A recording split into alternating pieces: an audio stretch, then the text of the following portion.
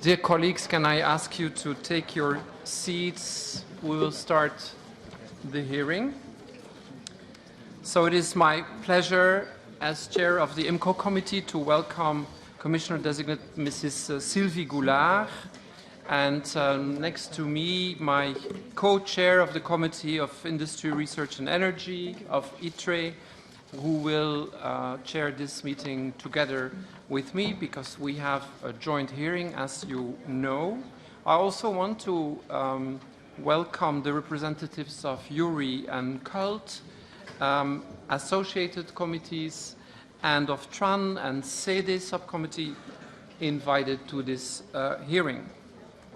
It is also, as a way of introduction from IMCO, clear that we are, yes, thank you, colleague. We are, of course, in our competencies responsible for the functioning of the single market, including for measures aimed at the identification and removal of potential obstacles to the implementation of the single market, both online and offline, for the promotion and protection of the economic interests of consumers, as well as for policy and legislation regarding the enforcement on the single market rules and consumer rights.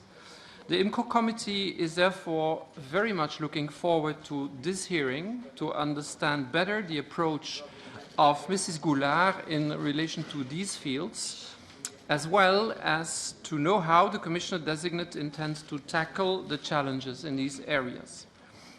I want to recall that a single market for goods and services is fully beneficial to consumers and businesses on the condition that rules are equally enforced throughout the European Union, of course.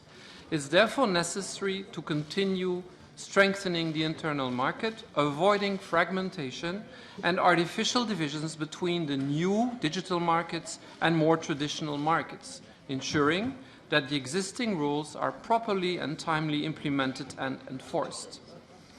I therefore want to highlight that within this framework, the services sector in all its dimensions is fundamental to the European Union's prosperity, productivity, competitiveness and growth, as well as the well-being of consumers in today's globalized markets.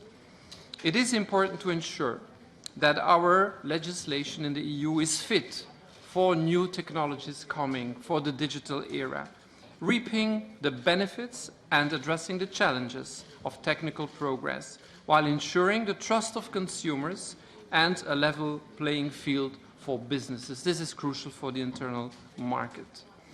I want to express the hope, therefore, that the Commissioner-designate will understand the IMCO concerns for the future developments of the internal market and for the need to focus on its proper functioning to deliver concrete benefits to businesses, consumers and employees. Having said this, it's my pleasure to give the floor to Mrs. Valian from the ITRE committee, please. Thank you very much, Madam de Soutter. Welcome, everyone, members of both ITRE and IMCO committees to this hearing.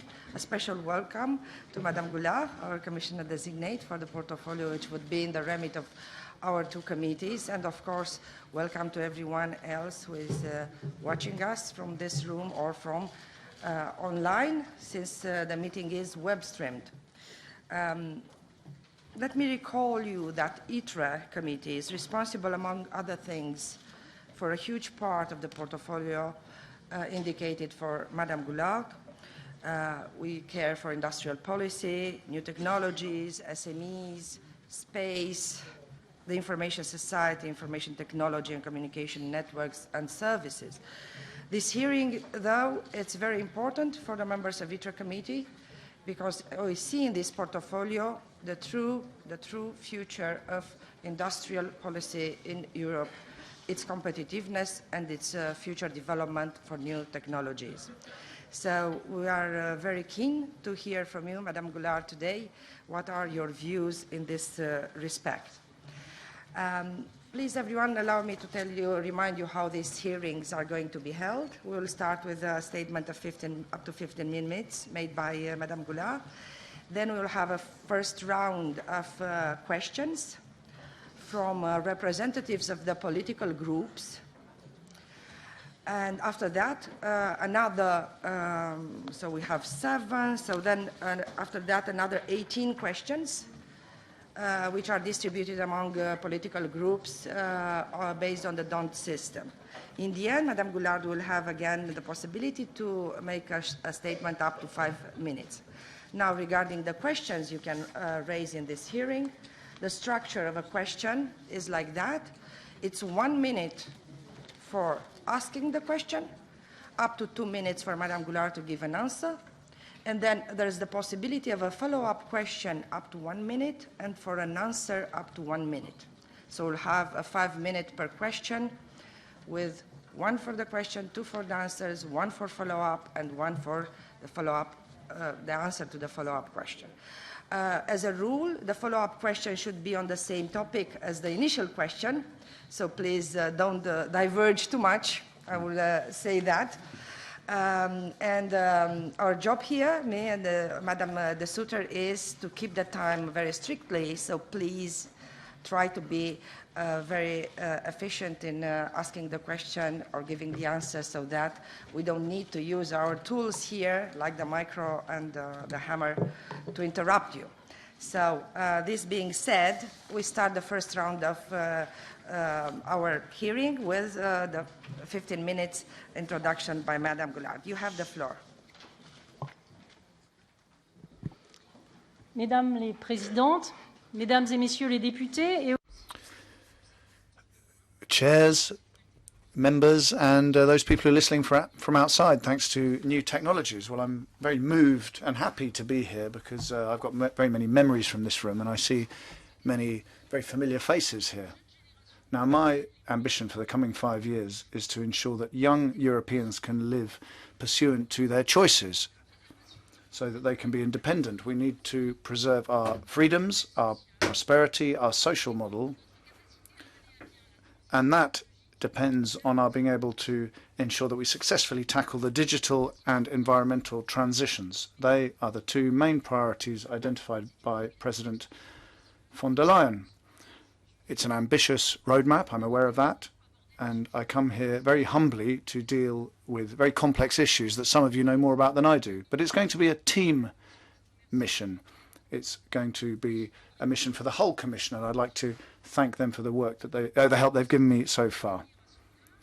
In my sector, there are 5 main requirements. The first was recalled just now by the chairman, which is to better exploit the potential of the single market. Now, I know what you're going to say to me. You're going to say, well, we know that. We've heard that before. We need to complete the single market. But that is the sine qua non to ensure productivity and jobs.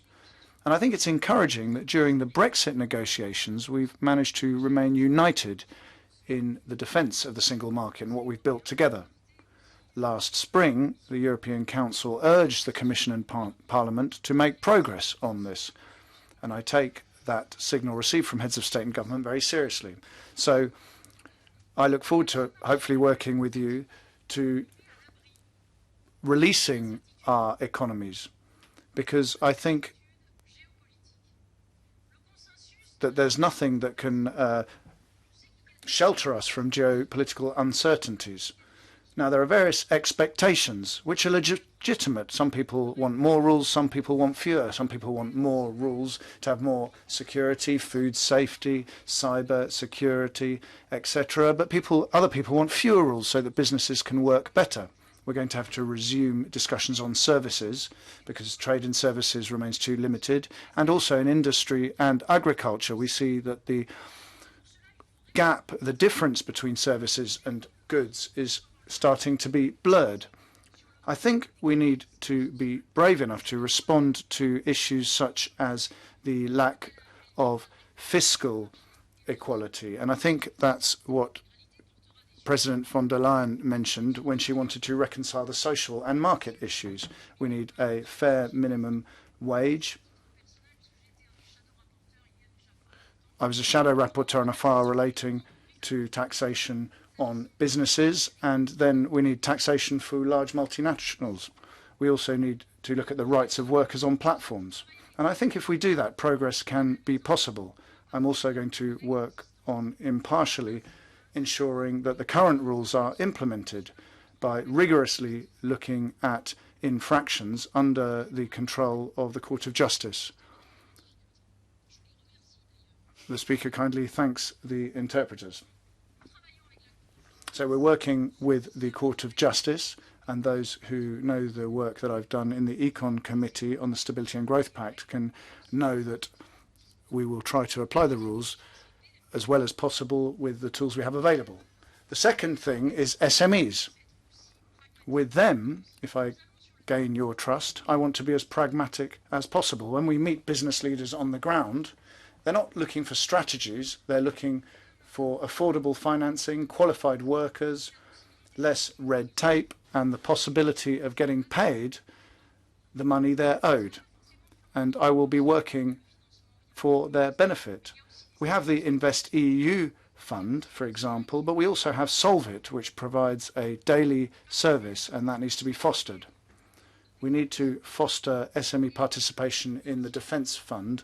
That is one of the tasks that I have been given. And the goal there is to facilitate cooperation between SMEs and large groups and give them access to cooperation, cross-border cooperation, so that they can get hold of some of the 10 billion that are invested on an annual basis in this field. That will enable member states to better use the money that they invest on security. It means that taxpayers will have to pay less, and it will mean more interoperability. This will boost the capacities of member states and will also help NATO capabilities for those who are members. There are also links between civil and military industries. For example, some discoveries in the military field can help in the transport sector. There are also links between defence and space industries, and also when it comes to investments in transport in general and those that aim to foster military mobility. Third point relates to a military strategy for industry. Our industry, however, will have to change profoundly. The circular economy, that's a phrase that seems a bit abstract, but it relates to the waste of plastics, the amounts of wrappers that we see around everything, food waste, and the idea is not only to deal with waste, but also to ensure that we have greener means of production and that mean that we can save resources, rare earths, other materials, and also to preserve biodiversity. Once again, I humbly say that I'm aware that the goals that we've set ourselves to achieve carbon neutrality by 2050 and to move towards zero pollution are extremely ambitious. It's not because that's part of my portfolio, it's because the planet's resources are being exhausted and the young generations are taking to the streets. So we're going to have to achieve this, but to do that we're going to have to innovate more, and we're going to have to catch up our delay in certain technologies, green autonomous cars, hydrogen connected objects, health, microelectronics, batteries. These are tangible issues. Mobility, medical diagnoses, the way that we produce energy. And the idea is to look at the value chain and see how we can put all industries in one sector together and make them work to a single goal. If we don't do that, we'll be dependent on the rest of the world. We will be stuck in some kind of technological servitude, and that won't do. For me, the best form of protection is excellence. We need to invest together. We need to have the best people working here in Europe. We don't want to see the best young people leaving Europe. We've done that for space programs, Galileo, Copernicus, EGNOS. We've done it for supercomputers, and we need to continue to do that in other areas. Then we have projects of a common European interest. These were designed hand in hand with business. This stuff isn't being decided just in an office in Brussels. It's also a way of boosting the single market. Let me now speak English. The fourth requirement the external element of the single market must be also reinforced. In order to protect themselves, some advocate abandoning openness. This is not the solution. Europe has been shaped by the movement of people, goods, and ideas. Closure cannot be a benefit, neither between us nor vis-à-vis the outside world. On the other hand, we must work hard to make global exchanges fairer. This is the essential difference between protection and protectionism. In order to be open but not powerless, we need to strengthen our tool to fight against unfair competition. I know that Phil Hogan told you recently what he had in mind on that, demanding reciprocity in access to public procurements, monitoring better foreign investment, notably when they target our technology, through the use of trade defense instruments. Furthermore, concerning the technologies of the future, such as artificial intelligence or 5G, for example, the European Union can set the global rules. We did it for the European Data Protection Regulation, strongly supported in the European Parliament. This is exactly what we should try to do again. Et maintenant, je vais passer à l'allemand. Schließlich die 5. Priorität. Moving on to the 5th priority, the better protection of Europeans via these changes. Progress in services can only be made in line with our values, and together with Margrethe Vestager, during the first 100 days of our mandate, we will be dealing with issues that relate to artificial intelligence. We are going to ensure that a new law on digital services comes out, which is the idea being to renew the 20-year-old one we currently have. We're going to be looking at platforms, protecting users, and non-discrimination of minorities, and we also have to ensure protection of children.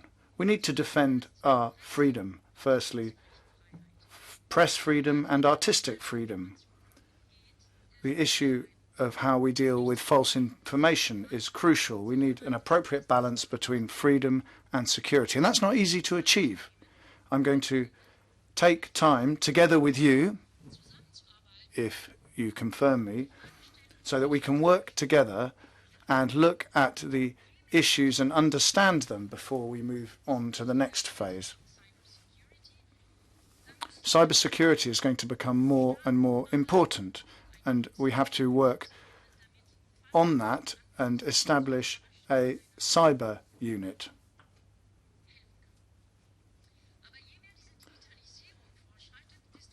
The more digitalization takes place, the more education becomes important, particularly for young people. We need to ensure that there is access to the internet, and we need to guarantee appropriate internet speeds. We need to ensure that people are appropriately trained, particularly women. There are far too few women involved in the digital world. The idea is to support national strategies in this area.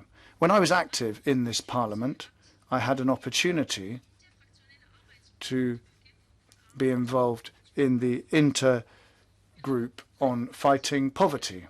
We organised meetings with people who personally had suffered poverty. If you support me as Commissioner, I will continue to work with all levels of society, and first and foremost with those who are described as those who have been left behind.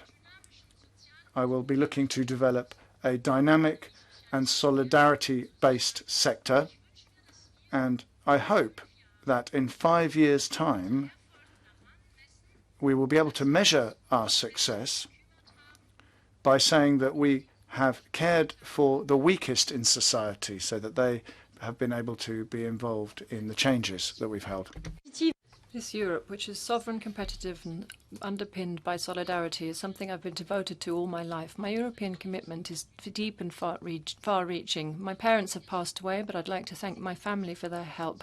And I thank my parents for the education I received, and that is why I feel profoundly French and European. There is no contradiction there. For 30 years now, I've worked on European affairs in the French Diplomacy Service and the European Commission under Romano Prodi, who I pay tribute to for the enlargement work there. In the European Parliament, in the Euro systems, I've carried out research, I've written several books, and also guided citizens' movements at the head of the European movement in France for 4 years, for instance, and in different international circles as well. My activity for the Berggruen Institute, which has actually raised some question marks, it's also enshrined in that journey. It has helped me carry out reflections for the Council on the Future of Europe, which brings together famous university figureheads and other political leaders who I worked with on issues such as governance or the rise of Euroscepticism. Madam Chairs, ladies and gentlemen, and all of the other people who are listening to us this afternoon, the European Union has gone through a decade of crisis, financial, economic, social crisis, and I had this first-hand experience in the Econ Committee when we dealt with the crisis. We also had the migratory crisis, which has created a gap between the East and West. Then between the North and the South, there have been difficulties as well. And this Commission wants to look to the future, look ahead, and bring European people together to do things together. We're not asking where they're from, but where they want to go. I'll be working with all of you, with all of my colleagues at the Commission, and with the Committee of the Regions, the Economic and Social Committee, all of the possible resources available across the board, the unions, the businesses, the NGOs, consumer protection organisations. And as a former MEP, Madam Chairs, and as a former coordinator, there are people here from Econ here this afternoon, I am able to understand the importance of close cooperation between the Commission that makes the proposals and the European Parliament, which is the co-legislator. And if you place your confidence in me, I am committed to working closely with you at every single stage of the legislative procedure and on all the initiatives that you would like to bring forward. I will listen to you, and although I don't know, the rest of the college will follow me. So I hope this hearing will be the beginning of a strong relationship underpinned by listening to each other and mutual respect. And I'm very happy and looking forward to your questions. Thank you very much indeed, Madam Chairman and ladies and gentlemen.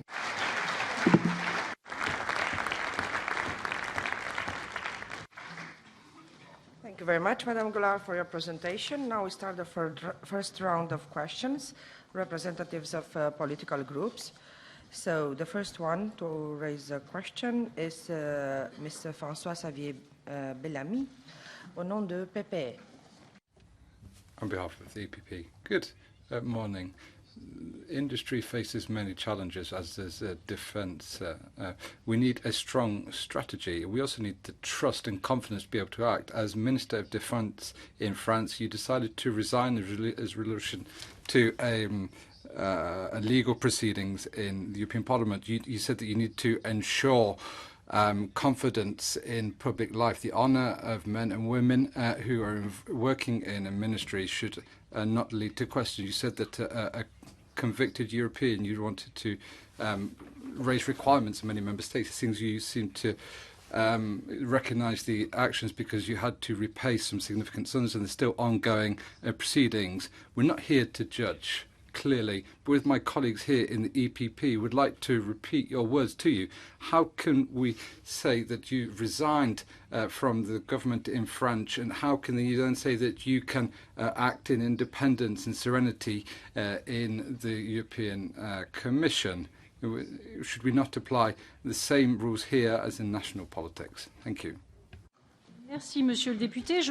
Thank you. Thank you for asking me this question because I can actually reply to that. Firstly, the presumption of innocence is a fundamental right. It's in the Charter of Fundamental Rights, in the European Charter of Human Rights, and in the French Constitution. But for those of you who are not French, and I'll say this to you, and hopefully it won't just be between us in France, since the 1990s, there has been a tradition. Any minister who is indicted, they should resign. In June 2017, there was an investigation opened in relation to parliamentary assistants here in the European Parliament. I was not indicted, but I thought that I was responsible. I was responsible for the French army. We had a very difficult situation in France at the time. We had a range of terrorist attacks in France at the time, and we had French forces engaged in Mali to protect France and Europe. I felt that I could not run this risk. I could not jeopardize the French army, the women and men who are prepared to give their lives. Now the situation is fundamentally different. Firstly, I have been heard by French justice and I have not been indicted. Secondly, in European institutions, as far as I am aware, this tradition does not exist. So we can transpose national text to European level, but normally it's European down to national level. I'd like to say just one thing. I'm very committed to integrity. I also took a step back, and I have not been found guilty. I've not been recognised as guilty when the Secretary General began an investigation here in this Parliament, said that my assistant worked here for 5 years. I was asked certain questions. I was asked to reimburse some funds. It's not money that I received myself, but there's problems related when my assistant resigned. So I would ask you all to look at the situation in detail and also to respect the presumption of innocence. Thank you. Merci, Madame, pour votre Thank you, Madam. The presumption of innocence is a vital principle, and I didn't want to undermine that with my question. But I think what you said is important. You said the risk that you were bringing to your ministry, even just being implicated in this affair. When you resigned, you didn't say that you were perhaps indicted, and which applies in French politics. You said you wanted to apply to yourself the standards in member states at times with a greater rigour.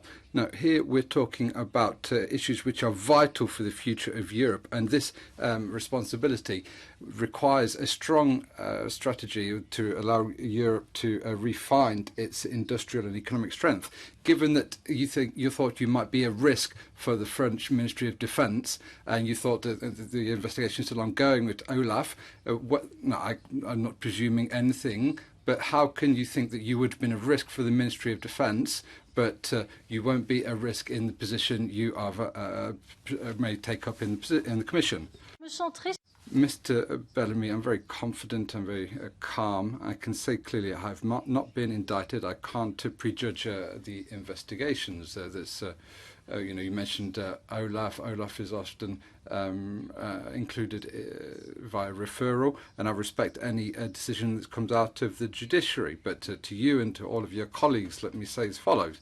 You say the jury commission stated that there were no conflicts of interest to allow me to come here to this hearing. That's a new part of this procedure. I feel calm, and it's not that I am holding the European institutions in contempt. I think the importance of people's lives is very different. It's much more serious. There's a lot that is said in the press, but this has been tradition in France. At the time I took a decision based on my soul and my conscience, and I do the same today before you. Thank you very much. Now the next speaker is Madame Chaldemus from S&D Group. Thank you very much, and welcome to the Parliament, back to the Parliament, Madame Goulard. And I do have to apologize, but I have to continue on the same road as before, and not so much with the French. But you were sitting in our seat 5 years ago when we had the hearings, and you said about your countryman Moscovici that you thought it was very important that you couldn't question people's personality and behavior, and you thought that he was questionable. Don't you think yourself are questionable here in this? You have an Olaf case pending and a pending case in France. You have even paid back 45,000 euros. Don't you think that it is worth questioning whether you are questionable, since that was something you emphasized on Moscovici some years ago? Thank you. Madame Goulard. Merci pour votre question. Je crois... Thanks very much indeed for the question. First, let me say that I fully respect the work that you are doing. I've done it myself, and it's completely, in line with the objective of this hearing. When we heard Pierre Moscovici, I don't think we should get this into the discussion today, to be honest with you, but the question I asked was a question that was linked to the way in which public finances had been managed without there being any personal issues. So let's not conflate problems here. Now, at the moment, you're busy in a political game, but at the time, we were in a situation where we had the Eurozone crisis. There was a loss of confidence. There were certain member states who were respecting the Growth and Stability Pact, and others less so. It was a completely different situation. Now, on the issue of the sums that I had to pay to the European Parliament, and this is your institution, the Secretary-General carried out an in-depth investigation to look into the administrative side of this to see if the local assistant had actually worked or not. And the conclusion was yes, for a period of 5 years. But what had been contested was the fact, and apparently this happens quite regularly to employers, if there are SME owners listening today in France, they perhaps are aware of this. If you are in this case, you might have a salaried worker and then you might bring that contract to a close. You don't want to penalize the person, you don't want to lay them off, but they find it difficult to leave and get a new job, and time then passes. But actually, when you get to the end of the story, you might realize, yes, it went on for quite a long time, but actually it's more about an HR management issue. And if you go back to the Secretary-General of your institution, you'll get the explanation that this is not a legal problem. It was about administrative verifications that had to be carried out. It's an HR management issue which led to a sum of money being paid not to me, Mrs. Scaldemoser, but to another person. And, you know, it might happen that you will one day be involved in a legal proceeding involving dismissal and so on. But you know, I think it's more to do with the difficulties pertaining to the statute for the assistance that government. Thank you. I don't know if I should have been speaking in Danish, but I mean, if you see Ursula von der Leyen, she has in the mission letter stated that it is very important that there should be no doubt on your behavior or your integrity. So that's why I asked the question. I think that 45,000 euro is a lot of money. I've been here for 14 years. I haven't had the necessity to pay back 45,000. So I thought it was worth having questioned this. But don't you think it is important that commissioners of the EU Commission is clean and are people where we cannot question whether they have integrity or not? Don't you think that's important? Madame Goulard? I'm clean. J'ai respecté. I respected the decision of the Secretary-General. I respected the decision of the Secretary-General of this Parliament. And the sum is actually to cover wages and social contributions. That's what it was. That's what the sums were for. We're not going to get into the detail of this now, but I can assure you that if you look into this, you'll see, and I'm actually very happy that employees in Europe are actually contributing to social security financing.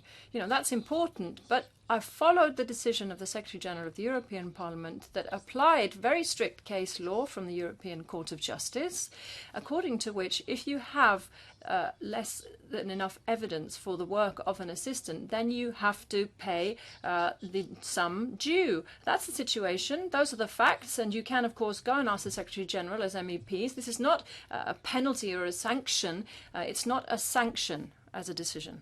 Next speaker is Madam Dita Charanzova from Renew. Thank you very much, Madam Chair. Dear Sylvie, as many here, I know you. I know your hard work and your engagement in the European project. And I'm confident, and I know that you have the skills to do the job and do it well. But what I would like to hear from you today is whether you have the courage to stand up for the internal market and all for freedoms of the internal market. In your mission letter, you have the Digital Service Act as one of your major tasks. One person told me a few days ago that the digital services are above all only services. This person was you. And I agree with you, and I would add that without services, the internal market will never be completed. The two greatest voices we had for the single market were Mr. Bolkestein and Mr. Barnier.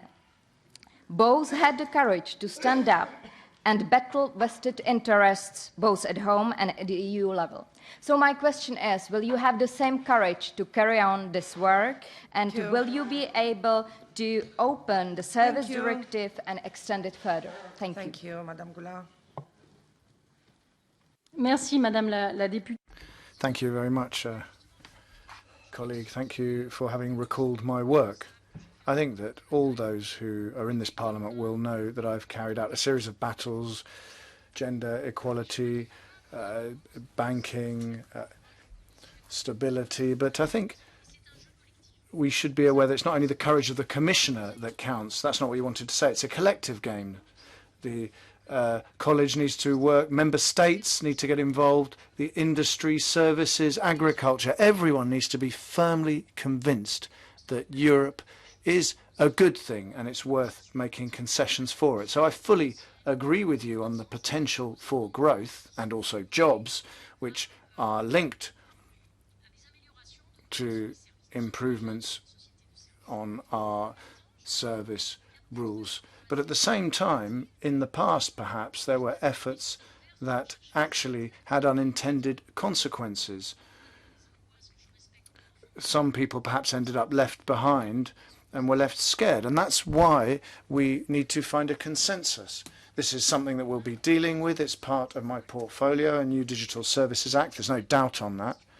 We'll be dealing with issues relating to the collaborative economy. We'll be looking to carry out more enforcement, perhaps by looking very carefully at the sectors that we're going to focus on rather than opening everything up. And obviously we get complaints, but whatever. So I think essentially we'll have to work together and we'll have to change people's views together. Some people want to put Central and Eastern Europe and pit them against Western Europe. We have different traditions. Our values perhaps are slightly different, but we need to talk about these things. And I will do everything I can. You can call it courage, energy, whatever. I'll do everything possible to move that cause forward. I will come back to the Digital Service Act. There are different ideas how to approach it. We are just at the beginning of this discussion, and I'm sure the Parliament will have a say on it too. But my basic or general question to you will be, do you intend with the Digital Service Act to strengthen the free movement of services in Europe? And can you pledge that you will not create new barriers in Europe? Thank you. Madame Goulard. Le marché, je crois que c'est pour ça qu'on l'a bien défendu. I think that the reason why we've defended the single market throughout the Brexit negotiations is because it's the basis of the four freedoms. And that's why we need to insist on this vis-à-vis our citizens so that they see the benefits. So yes, this relates to freedom so that people can move around, people can go and work in other countries, people can go and study elsewhere, live in another country, exchange products. This is a freedom. And when it comes to internet freedom, if we don't organize these things ourselves, then we're going to have it organized for us by extremely powerful global groups who have access to consumer data, etc. So we need to respect the freedoms. We need to ensure that innovative startups have more freedoms because these are often run by young people, and we also need to avoid regulatory fragmentation. I can guarantee to you that we in the Commission are not going to introduce barriers. What we have to do is to persuade national legislators to move in that direction. Speaker is Marcel Colaya. He is representing the Greens Group. Thank you, Madam Chair. Dear Commissioner Designate, here I am. Despite 250,000 people in Germany only demonstrating and petitions signed by Europeans against the liability of online content service providers and mandatory filtering of copyrighted content, the Commission now plans to further upgrade the general liability rules in the new Digital Services Act. At the same time, your home country, France, is legislating on hate speech law, which is widely criticized by digital rights NGOs in France and Europe. How will you ensure that the new Digital Services Act respects fundamental rights online and that your national position won't influence your work on similar rules in Europe or impacts the country of origin principle, crucial for European companies to provide cross-border services? In addition to that, while legislators are threatening big tech companies with liability for hate speech and disinformation online, we know that micro-targeting and algorithms are trained to amplify content to make profit. Wouldn't it be more productive to rather focus on advertising and fact-checking to address the core of the problem? Thank you. Thank you. Madame Goulard. Merci, Monsieur. Thank you. It's a particularly sensitive question. The reason for that is a question that touches on people's freedoms. Europe is the only global economy, the only global space that ensures internet neutrality, and this neutrality is not being undermined by the Commission's initiatives. The update ongoing with the European Regulator for Electronic Communications ensures that this principle is maintained. The e-commerce directive and everything linked to the liability was set up 20 years ago. I think you're very active in this sector yourself. 20 years is a long time in this area. So we should ensure that we don't undermine the principle, the idea of liability. But we can still have a discussion. It's a process we can go through together. We need to look at the details and look at what needs to be updated or improved. You mentioned hate speech. I'm not in the European Commission to try and impose French law. That's not what I'm trying to do. I think we all need to look at a real problem, a problem that exists on the internet. There are people who are inciting hate, calling for terrorist attacks, who stigmatize people for their religion, to bring discrimination that can have significant ramifications. So in all issues around public freedom, we need to find this balance, and this balance is a political choice. A political choice in a democracy is the choice of the Parliament. In the European Union, there's two chambers, if you will. There's yourselves and the Council, and legislations come from these two chambers. And as a rapporteur in this House, I know the Commission proposes a text, but you will amend it, and that will be an interesting point. So I will come before you humbly. I won't come back with a response. There are responses we can build together. The next speaker is Virginie Joron. Follow. Oh, it's a follow-up question. I'm sorry. Yeah, Mr. Colaya, follow-up question. Yeah, thank you. Thank you. I have a follow-up question on the kind of topics that were discussed in the beginning that is important for our group. According to the French press, you were paid while being an MEP over 10,000 euros per month during 27 months between 2013 and 2015 by the US pro-European think tank Berggruen Institute. The Institute wrote a letter to Mrs. von der Leyen to attest that you extensively advised them on European policies, being regularly in touch with their leadership. Now you deem that since it was a non-profit organization, it's a different question. There was no conflict of interest at the time with your mandate as MEP. Given that being an MEP is a full-time job, can you explain how did you reconcile these two obligations, and would you take similar commitment as Commissioner? Thank you. So it's not quite the same, the follow-up. So, Madame Goulard, if you don't want to answer, you might not answer. You want to answer? Okay. I want to answer. I'm for freedom on internet and also in this room, don't worry. J'ai mentionné moi. I myself mentioned in my opening remark this work. It was a think tank. This is a pro-European think tank. There's Europeans I was working with. I declared everything. Everything was legal. The Parliament allows, or at least did allow, and I think it's still the case, but it allows external professional activity. Whether you think it's opportune or not, that's a decision that falls on MEPs. But we can't cast aspersions on an individual just for having worked with someone. But what was I doing? I was trying to promote European integration. I met the Berggruen Institute in a meeting in May 2013, a meeting in Paris looking at youth employment. And other colleagues from the Econ Committee will remember this, that we were trying to fight to combat to combat youth unemployment and work in this area. I thought it was a good way to try and push the same ambition from different areas.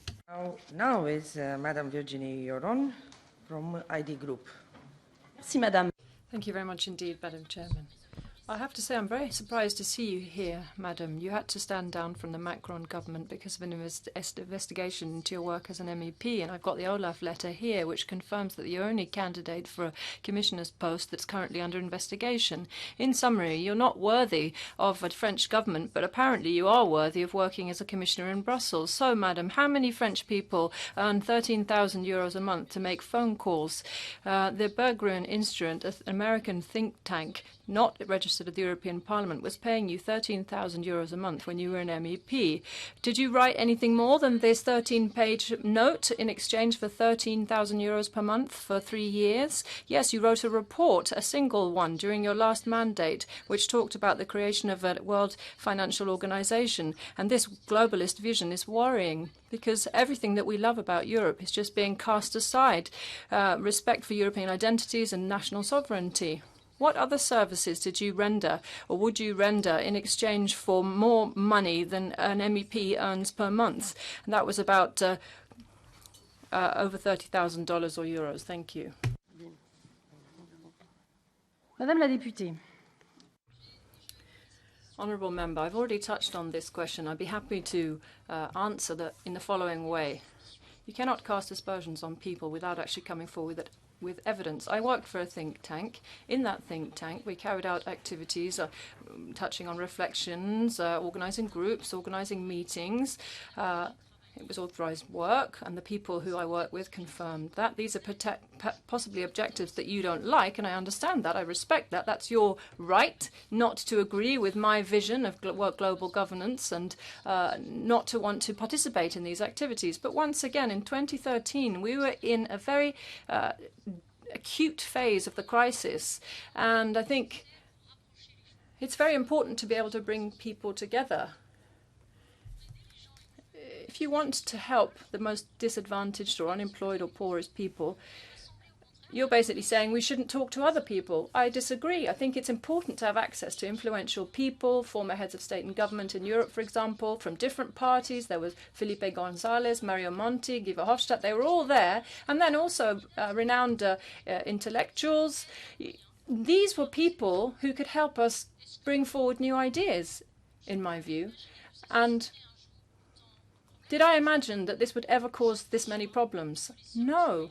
It's true that the money, the amounts were quite high, but they're nevertheless sums that correspond to the kind of sums that are paid for this kind of international work. And if you look at the experience that I had chaired important international organizations carrying out important work. I can work in 4 languages.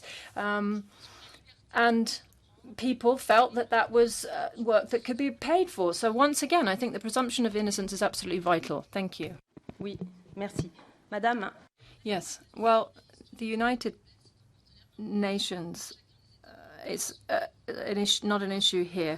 You're actually contributing to an American company here, and that's a kind of interference that was going on when you were an MEP. And when you were an MEP, you were involved with this lobby that shouldn't be involved in European affairs. This is an embarrassing situation. You know this. We can smell the panic. And this morning, at the last minute, we received a support letter from that lobby with your application. And there are a number of issues with regard to financial questions as well. And it's also curious that the Legal Affairs Committee refused to verify the services that have been rendered to this think tank. Why? And then the boss of the think tank also had financed the Macron campaign. And this is strange for people who in 2014 were saying that only people above reproach could be accepted as commissioner. So on behalf of all of the Europeans who don't think there isn't a roadmap to be achieved in California, I have to say that I won't be supporting you in your ephemeral ambition to become the Commissioner designate. Thank you. Madame la députée. Thank you very much indeed. Well, I wasn't really expecting your support, to be honest with you, but let's get to the substance of this, because you made a very important point with regard to the United States. This wasn't the Pentagon. This wasn't the US government. You know, there's civil society. There are people out there who we can speak to. Let's, you know, make a difference between an official representative and private individuals. Nicolas Berggren, by the way, is also German. Maybe you don't like that, but he is. He's a European. He grew up in Paris, and now he's living in the United States. Secondly, transatlantic relations are important. That's a reality for all of the things that we're concerned with here. So having worked with Americans in respect of their independence and mine, I don't really see that that's a problem that I should be accused of having made a mistake for. And also, California is the cradle of many organizations that are extremely important for the future of the world, and I'm actually very pleased I had this experience. Next speaker is Adam Beelen, representing the ECR group. Thank you, Madam Chair. Madam Commissioner-designate, public and private research laboratories across the EU and the world are puzzling over the general shape and future development of artificial intelligence. Yet, as Commissioner, you intend to bring forward a robust regulatory framework for this nascent technology within the first 100 days.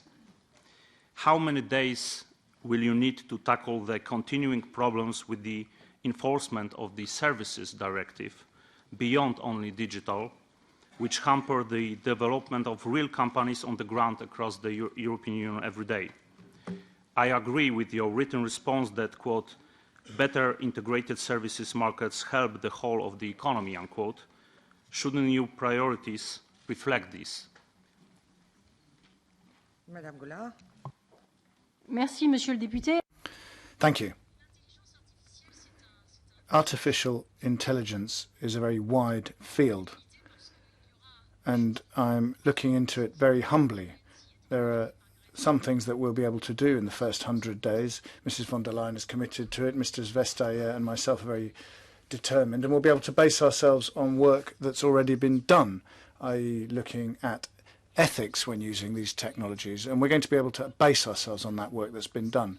But as I said earlier, on services or issues relating to internet liability,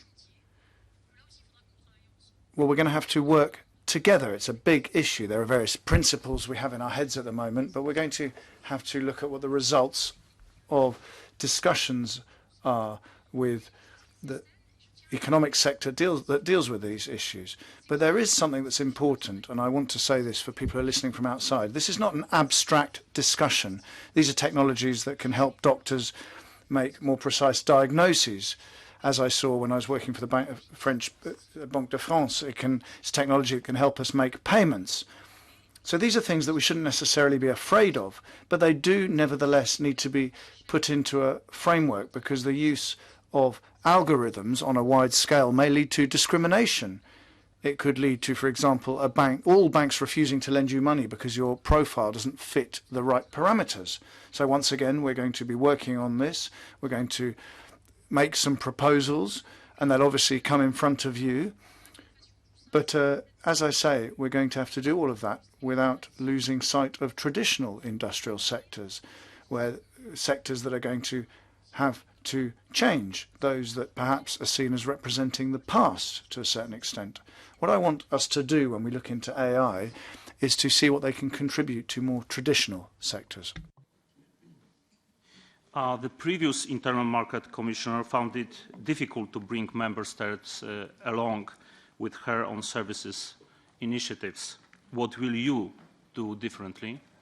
The previous Commissioner also found that well-intentioned pro-single market initiatives can get hijacked in the legislative process. If your proposals begin as shields to protect the single market, but are turned into swords to harm the single markets, will you withdraw them before the damage is done? Madame Goulard. D'abord, je tiens à rendre hommage au... Well, let me pay tribute to the work of Mrs. Bienkowska. And that's why I said earlier that I didn't think that being a brave commissioner was enough. I think there is this idea of mobilization We want to get heads of state and government involved. We want them to talk to their ministers responsible for competitiveness as well. We can hope, I think, that what's happening with the United Kingdom may well have shown people, alas, that the internal market is something of value. But first and foremost, I think that we need to stop looking at the things that divide us as being the most important thing at the moment. The most important thing at the moment is the speed at which other countries in the world are investing in technologies, training engineers, and looking to conquer markets, sometimes without respecting the rules of the game. That is our priority, and that's what we need to tackle. Thank you. And the last speaker of the first round is Madame Konečná, representing the GUE group. Děkuji, paní předsedající. Thank you, Madam Chair. Dear Madam Commissioner Designate,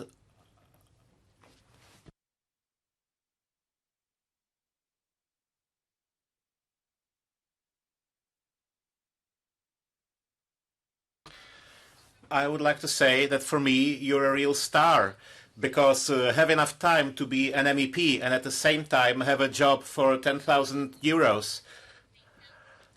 With all that you had to do in your think tank, well, that takes a lot of courage, I must say that.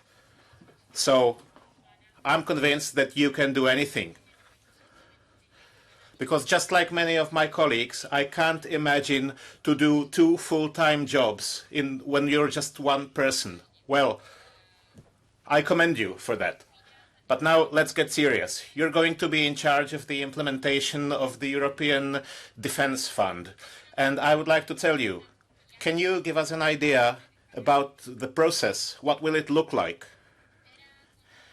And which control rights and control mechanisms can you grant to the European Parliament when it comes to the European Defence Fund? And another question is about tourism, because you're also in charge of tourism. It's in the competence of DG GROW. And in no letter from the President-elect and in your answers, I found nothing about tourism, which can be a major problem when I think of the Thomas Cook affair.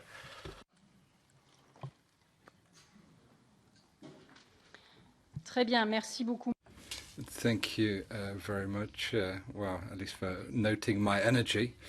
The European Defence Fund is a very important issue, and you're right to say that procedure needs to be looked at carefully.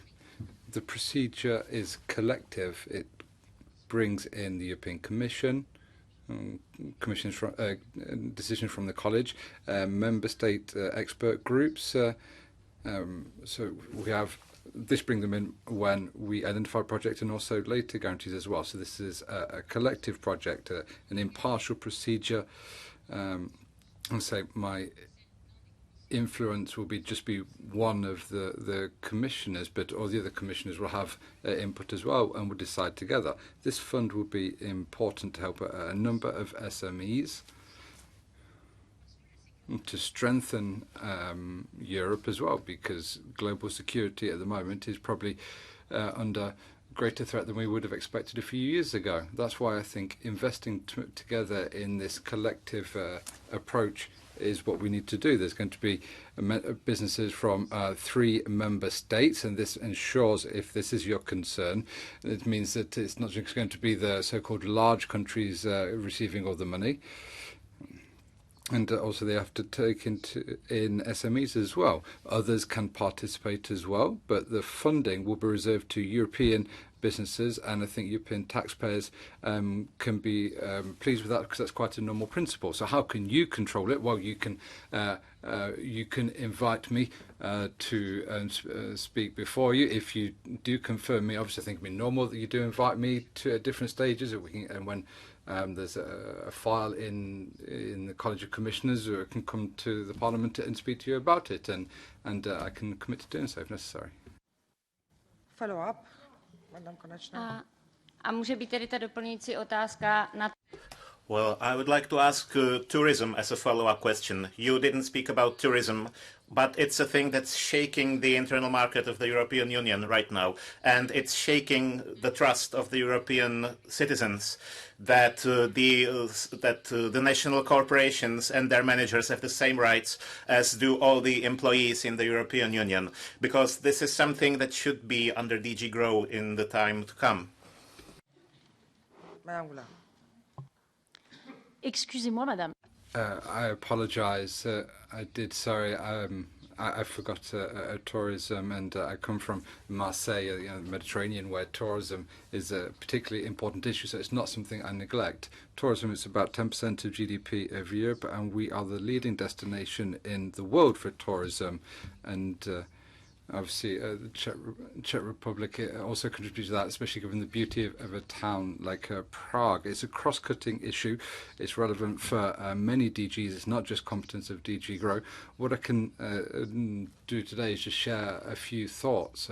I think the real important point here is sustainability. How can we ensure that beautiful cities, the mountain areas, the beaches, don't become victims of their own success? Sustainability is important. There are also human issues.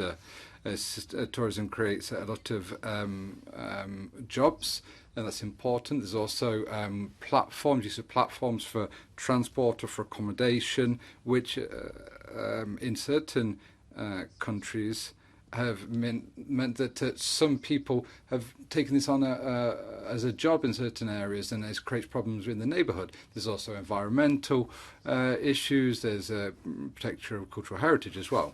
Close the first round of questions. I pass the floor now for chairing to Madame de Sutter. Yes, thank you very much. So we will now open the second round where members of the various committees can ask their questions. 1 minute for the question and also 1 minute for the follow-up question. The first is Mr. Arias Echeverria from EPP, please. Thank you very much indeed, Madam Chairman. Madam Goulard, all of the macroeconomic indicators are warning that there's a new economic recession in the pipeline, which, according to experts, could bring impacts which would be equal to the 2011 crisis. And the internal market, which is the most powerful tool we have to create jobs and wealth, is not going to be able to act properly because of protectionism in certain member states. And our SMEs, self-employed, our companies and our consumers are going to foot the bill for this problem. So this protectionism has been argued for in contradiction to the new trade agreements and other administrative measures. And we look at transport, for example, or the non-respect for the neutrality principle for technology.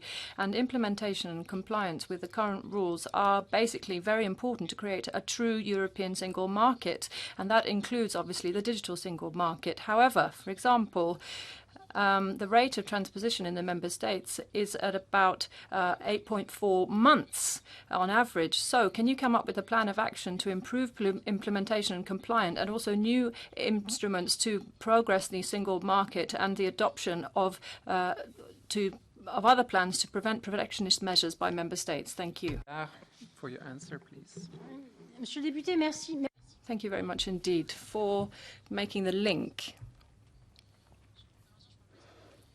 No, I'm sorry, I don't speak Spanish, but thank you for making the link between the macroeconomic level indicators, that's the evolution of our economy and the risk of recessions, and then what we're doing here in this committee. This is exactly the kind of thinking that we need. We need to be able to explain to people that for us to be more prosperous and grow, and I think that's very much to do with the work of econ, we have to have companies doing well, we have to have a market that works well, we need to have digitalization making progress, we need greening as well of the economy. So you're quite right to make that link. I don't know what the most recent macroeconomic indicators are. I worked recently at the Bank of France and we followed this closely. I know that there are worrying signs that come from protectionism, but that's global. You talked about the barriers between the member states, and these are obviously hampering our performance, but we're going to try to do everything to prevent that. But let's not forget that our economy is very much integrated in the world economy, and signals coming from a country like the US, which wasn't in this position in the past, and then the way in which the Chinese are developing, and then the fact that a certain number of countries are taking sort of measures to shrink or close in on themselves. Then you've got, of course, Brexit at the end of this month, although we still don't know what the strategy of the British government is going to be on that front. But for all of these reasons, you're quite right. We have to use all of the potential of the market that we have, and that we go out and explain this. And I'd like to do that together with you. Explain the fact that we do need to make short-term sacrifices sometimes. You make a compromise, you give something to somebody else, because that will then strengthen our hand and our economic and industrial fabric in Europe. Now, in terms of the agreements and work to be done under Phil Hogan, I mentioned that earlier, but we've got to work together. And there are two phases here, internal and external. And I think up until now, we've been too busy on the internal front and not focusing enough on the international or external protection of the single market. Muchas gracias. Thank you very much indeed for that answer. We know that the member states in many cases prefer legislative instruments like directives, which has nothing to do with internal rules. But if you're commissioner, will you commit to the use of regulations more regularly for harmonizing the internal market instead of directives? And then in your written answers, you talked about the fact that you wouldn't hesitate to adopt more strict measures. But if you're going to be commissioner, how are you going to make the Commission to adopt more effective measures against infringements, even if these are politically controversial? Thank you. Thank you, Madame Goulard.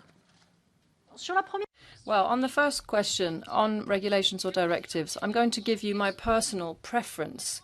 My personal preference is that we should have few rules, but make sure they're properly applied everywhere. And that then takes us in favour of the regulations because they're directly applicable in the member states. You don't have to have the transposition period. And you also avoid a number of differences and disparities. I think they're referred to as gold plating, but it's not that fabulously and gold, actually. It's irritating. The directive is true, was invented to deal with subsidiarity, to allow the national legislators or regional legislators to make changes as necessary. So we have to be pragmatic in our approach here. We can't just say we're only going to issue regulations or directives. We've got to try to use the instrument that is most appropriate for a given situation. But what is clear is that when you take a directive, the member states are committed. They are committed to implementing it. They have to. And perhaps with the national parliaments, and I will try to reach out to the national parliaments if you vote in favour of me, to see how we can better transpose regulation. We have to have more dialogue between the European and national level. And when I worked as an MEP, I did try to engage with the national parliaments. And I think it's very important to make sure that the law is properly applied. That's the most important thing. Geyer, 1 minute, please. Frau Goulard. Thank you, Madam Chair. Mrs. Goulard, let me go back to the issue of your assistant. You presented it as being something that's more related to human resources, but the Olaf investigation continues, and on the day that you were nominated by Mrs. von der Leyen, you were heard from the police in France. I mean, you resigned as defence minister as a result of this matter. So the question is, why do you think you can be a commissioner but not a defence minister? Thank you, Madame Goulard.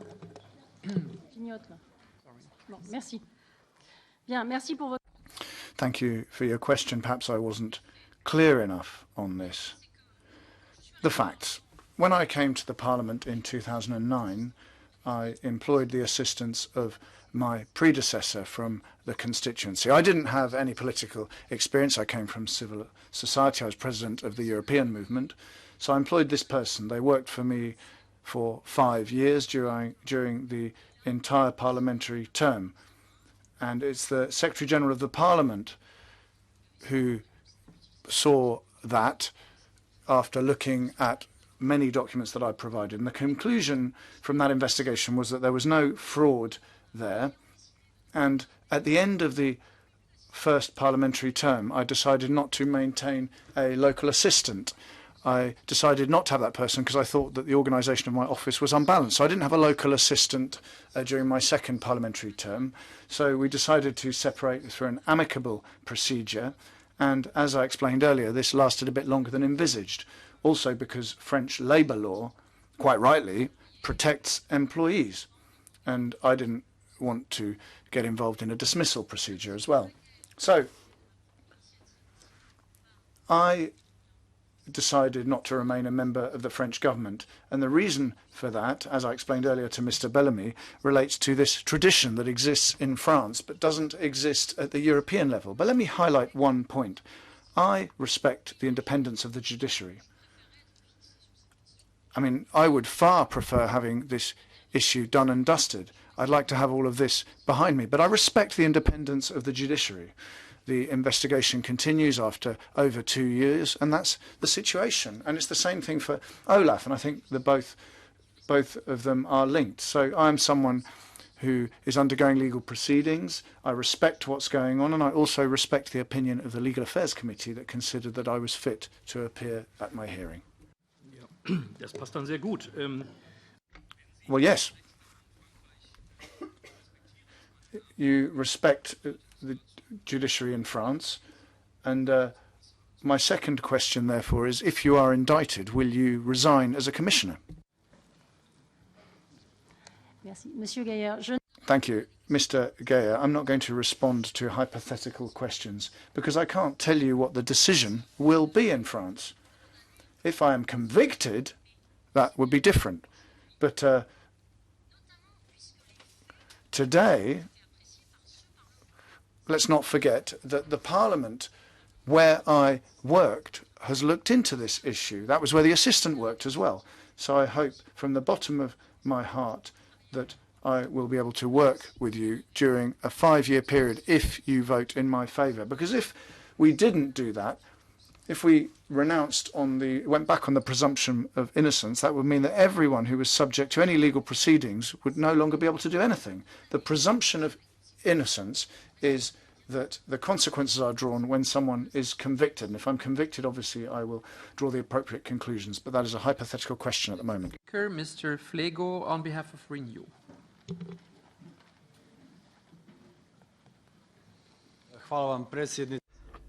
Thank you very much.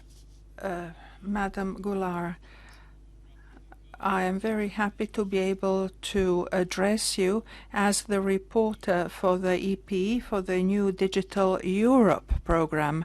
I hope that together we will be able to establish a new basis for Digital Europe. I know that the European Commission has proposed, with reference to the 5 priorities, to spend a sum of 9.2 billion euros. This has also been accepted by the Parliament. However, we also know that the Council is prone to cut the budget. So how can we make sure that together with the Member States we are successful in digitalizing our economy and our society if these cuts take place? That's why I want to ask you, will you, as the future Commissioner, stand up for this very important program, Digital Europe, and make sure that it has enough resources in the VFO for 2021-2027 to ensure implementation in full? Thank you, Mr. Flego. Oui, non, j'attendais, je suis désolée.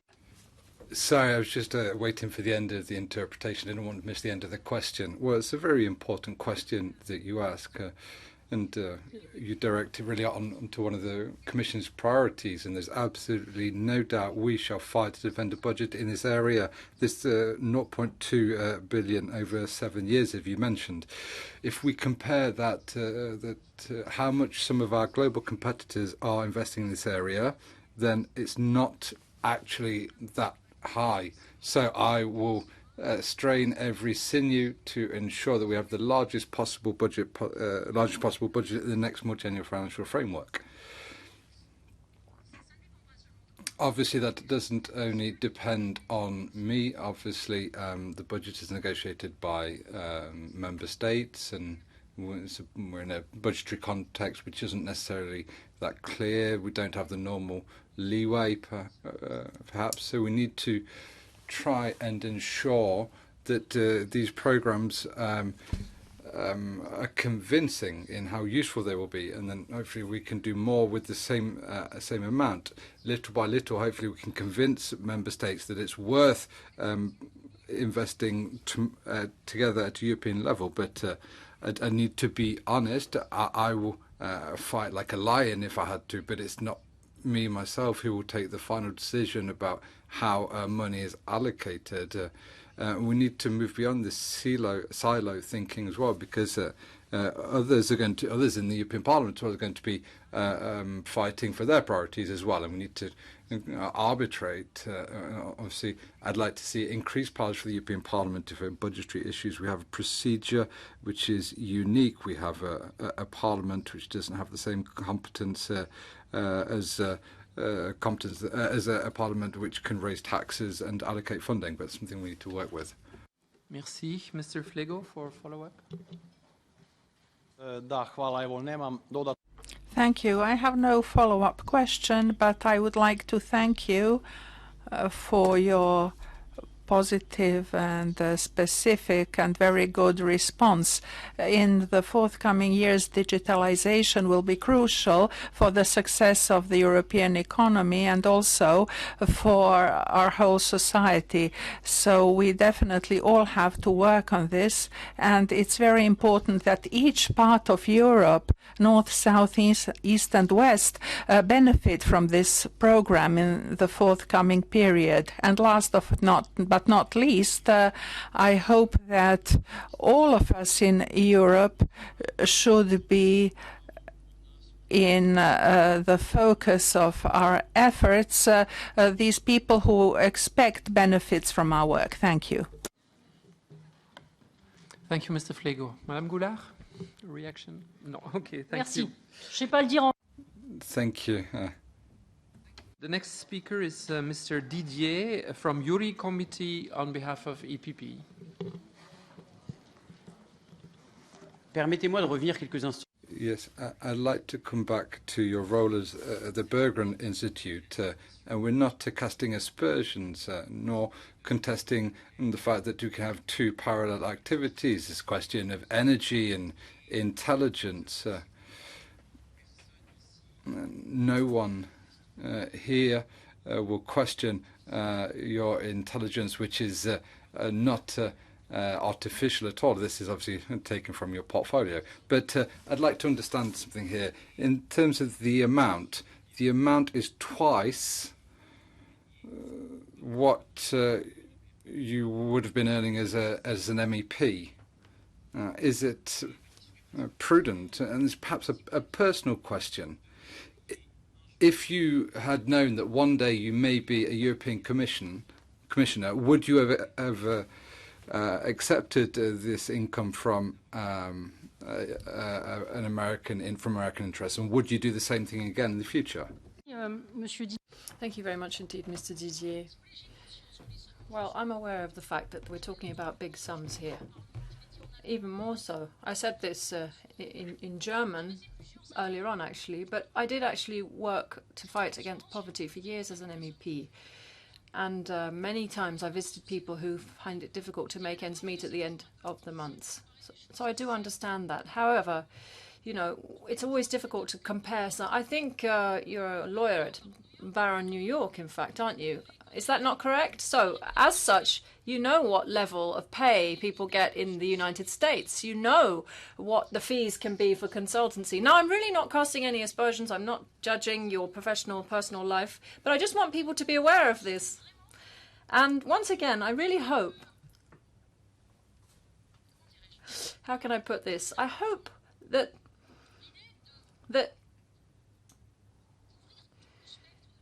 if you want to cover the whole spectrum of society, the idea of inclusion, then this is something that has to contribute to this dialogue, this discussion between all kinds of different people. I had access to people at top level in Europe through this institute that I wouldn't have had otherwise, because actually the structure within which I was working was mostly made up of Europeans. And there's one thing that I don't regret, and that is that I got such a lot of impetus from working with these people. I was so excited by what I was doing. I felt passionate, and I hope you'll experience this one day as well. People make ideas, proposals, and you go for it, and that's exciting. But what I do regret is the way in which this is being perceived today. I regret the fact that in the light of the debate here, I'm not criticizing you, you're doing your job, but we're spending an awful lot of time on this.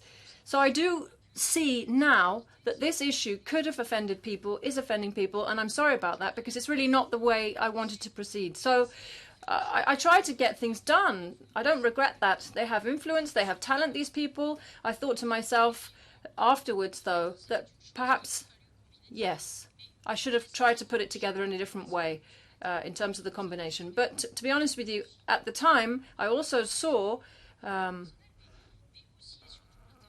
what it was all about, what it represented, even though there was the remuneration as well. Let me also just draw your attention to one thing here. This was all declared. And if something is declared and legal, why are we talking about it several years after the event?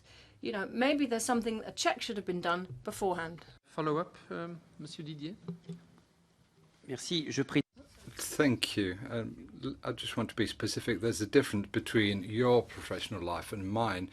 Different to you, when I became an MEP, I decided to give up all professional activity linked to American interests and to stop my activity as a lawyer as a part of the New York bar. That's a difference. People can judge that for themselves. But put to one side, can you guarantee us that as your activity, as part of your activity at the Berggren Institute, can you say that you've never used confidential information which you received as a European parliamentarian or information from European institutions?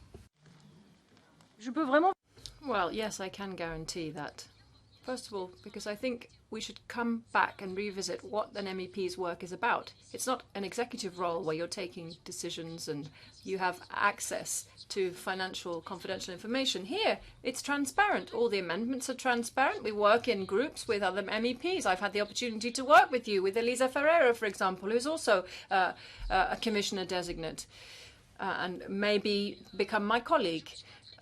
And I remember on many occasions when there were tricky issues, we talked to each other about them. Nobody had access to information in particular. You know, if you table an amendment, you're one person, you have one voice, but there's a whole process in terms of lawmaking that is an entirely collective one. I don't have access to secret information as an MEP. I didn't have, as a rapporteur, special information at my fingertips. So no, I can tell you that no, this didn't give rise to these kinds of problems. And I could tell you as well that I wouldn't have done what I did if I had had an executive role. Here is Mrs. Gebhardt on behalf of S&D.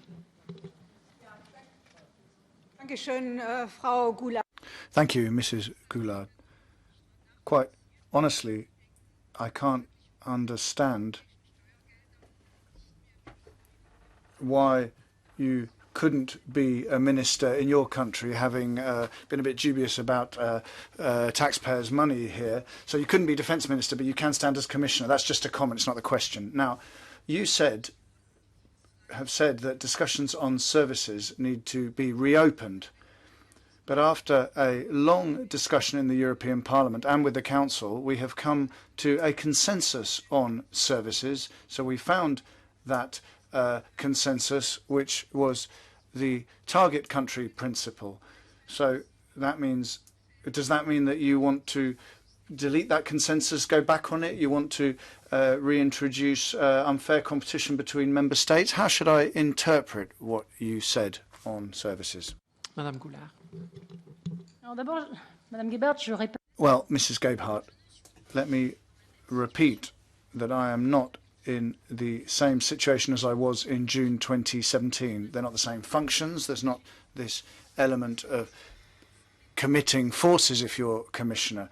I respect the need for continuity in the commission, but back then, the only thing that I can say to you, honestly, is that I couldn't say that I would leave people who are on the ground to protect us in the lurch from one day to the next. That was a personal view. You may see things differently, but I can only tell you how things happened. Now, the second element of difference is that now the procedure has moved forward. I've been able to explain my situation, and once again, without extrapolating too much, because the justice system is the justice system, I have not been indicted after having been heard from. So you may consider these differences in the situation insufficient. That's up to you to decide. But it's important to recall that, nevertheless. The second thing is that, well, what is the goal on services? The goal is not to liberalise everything. That's why I said earlier that liberalisation is not an objective in itself. The goal is to ensure that we can have a social market economy, reconciling the economic matters and social matters. So we need to ensure that there are as many services as possible that can be provided cross-border. But at the same time, we need to protect workers as much as possible. In the past, you have made contributions to this legislation and you've managed to find a balance. But now new services have been developed, and as was so correctly said by Mr. Arias Echeverria, we're in a situation where there are threats to our situation. And so we have to really unleash the potential for job creation at any price. And actually, I'm very surprised by the questions that I've had, because I was expecting questions on the introduction of the minimum wage. I was expecting questions on the fight against poverty.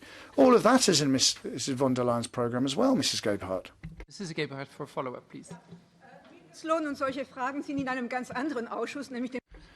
Well, it would be up to the Employment Committee to be asking those questions, so I'm sure you'll get those questions at some point. But it's still not clear to me how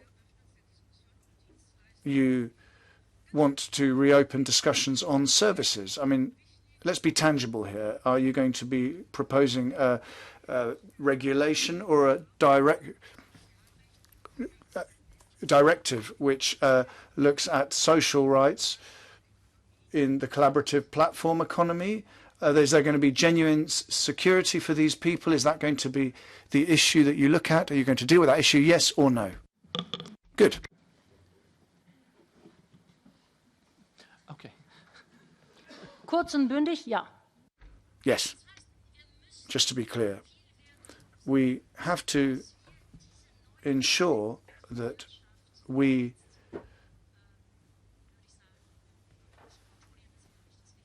not control, but regulate these new aspects of our economy. We really need to know what's going on there, and that we ensure that workers in that field are protected. Protection is important. On the modalities and possibilities, I can't really say a great deal now. That'd be very arrogant. I'd have to talk to my department and other people. But if you do give me your trust, then we will discuss this further. Thank you. Next speaker on behalf of the Greens, Mr. Bloss. Ja, auch ein wichtiges Thema, glaube ich. Well, another important issue for citizens is the Dieselgate scandal. There are still around 50 million dirty diesel cars on Europe's roads. Many people are being subjected to fumes, and this is a massive risk for air quality and people's risk. And until this point, the Commission has had no remit to get these vehicles recalled or to ensure that consumers get damages. The reform of the type approval procedure means that the Commission will have this remit. So how are you going to use your competences to implement that reform? And will you be taking EU-wide measures on the issue? And then another question. Some member states have announced that they're going to be only approving emissions-free vehicles, for example, in France by 2050. How are you going to support these ambitious member states in what they're doing? Madame Goulard. D'abord, merci pour cette question. Firstly, thank you for that question. It's a very important issue as a result of pollution and the impacts on health. In that affair, there's also a situation where the customers have been cheated. You know, Commission firstly tried to improve the rules to test vehicles or the testing of the vehicles. Then there's a reform of the type testing. I will use everything available to me. I can't say exactly how I'll do that today because we also need to look at things with member states. For time being, certain member states are reticent. We need to be clear about that. We need to look at how we can get to a situation where, in reality, things are transparent. I can't. It's not going to be me in my office in Brussels, which is going to be able to make major changes there. I think something that can help us will be a pressure of public opinion, pressure from yourselves as parliamentarians, the pressure that you can bring to bear at a national level. We know that something that that is seen in certain countries. We need to ensure that industrialists aren't allowed to cheat, aren't allowed to have this organised cheating, but specifically in how we're going to do it, we need to look at that. And the sanctions may be necessary if we can achieve something by persuasion. Then I think that's better. I think things can move quicker. If not, we have to go via the Court of Justice, and that can be very time-consuming. But if necessary, we use all of the tools available to us. Mr. Bloss for follow-up.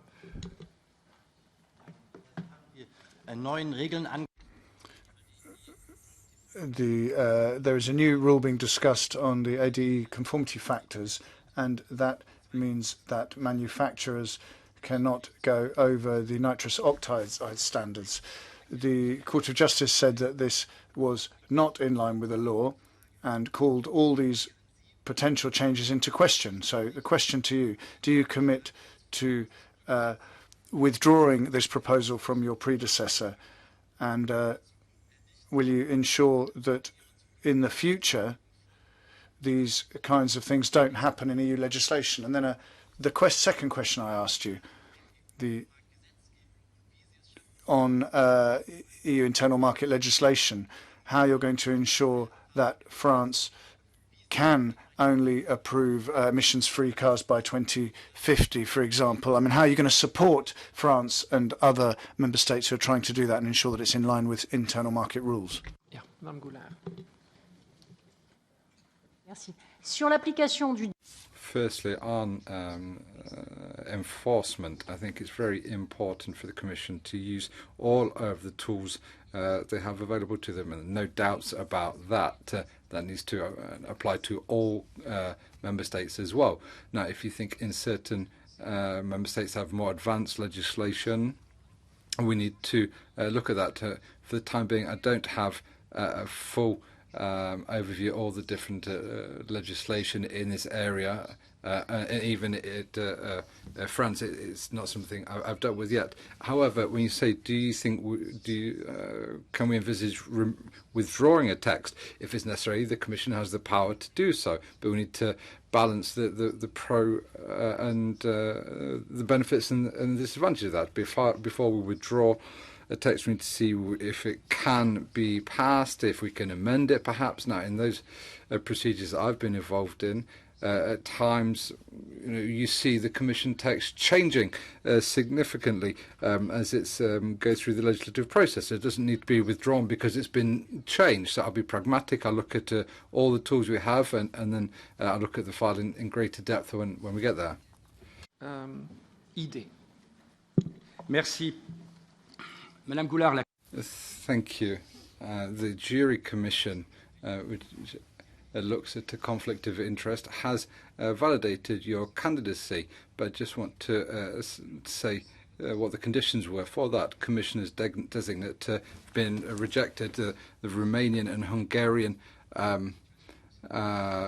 commissioners were heard because of the certain doubts around those issues, even though Gilles Le Breton asked for that. And I'm sure it's a pure coincidence that the jury committee is chaired by a Renew member. You said yourselves you received payment from the Berggruen Institute, apparently a philanthropic institute, but they have their interest. The billionaires who fund those think tanks have a vast range of activities in the economic sector.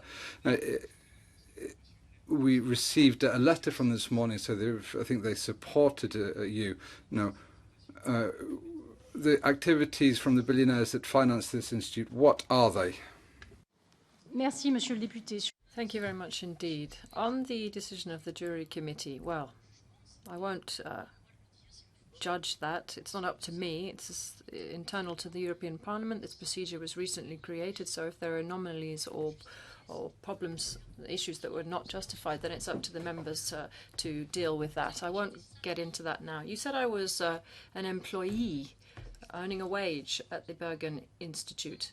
There is a difference, actually. There is a difference in terms of my rank. I was a consultant. And for the rest, I really don't know anything about the gainful activities of Mr. Berggruen. I don't know what he's involved with. I was only interested in working with the independent think tank, the Institute. But there is actually one interesting detail in terms of his family, because, and you're quite within your rights to do this, you know, you have, after all, been a minister, so you understand the way things work, and I respect that. But you're basically basing yourself on the principle that this institute couldn't possibly work in a philanthropic way, that they had something to hide. That's your assumption. But my feeling is quite different. My feeling is that Nicolas Berggruen is the son of Heinz Berggruen, a German, who was a victim of Nazi persecution and who fled Germany. And his father lived 20th century European history firsthand. And I'm thinking here of other people like Madeleine Albright, who recently wrote a fantastic book. These people are deeply concerned about what is happening in Europe. They're concerned, they're worried, and, you know, they have resources and they develop ideas according to their own convictions. And I understand that you might not share those views, but I think it's important to let people act, not just because of dark ulterior motives, but because they believe in things, because it's their family history, it's their narrative. Nicolas Berggruen grew up in France. He comes from a family that was a victim of Nazism, and now he wants international governments to function better. And I think that's something that isn't necessarily to be lambasted. I think this is something that's important to say vis-à-vis transparency as well. Madame Goulard, je ne vilipende.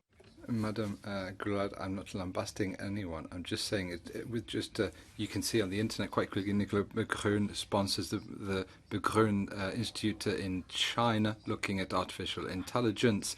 And according to Business Insider, he's funding huge amounts in California to maintain businesses in artificial intelligence. He's just invested 25 million in Beijing University, a clear competitor on this area for the single market. It recently bought TSC, a transport company in the USA. So I'm sure he has his convictions, but he also has his interests. And the question I ask, you are a consultant, so you have very close links.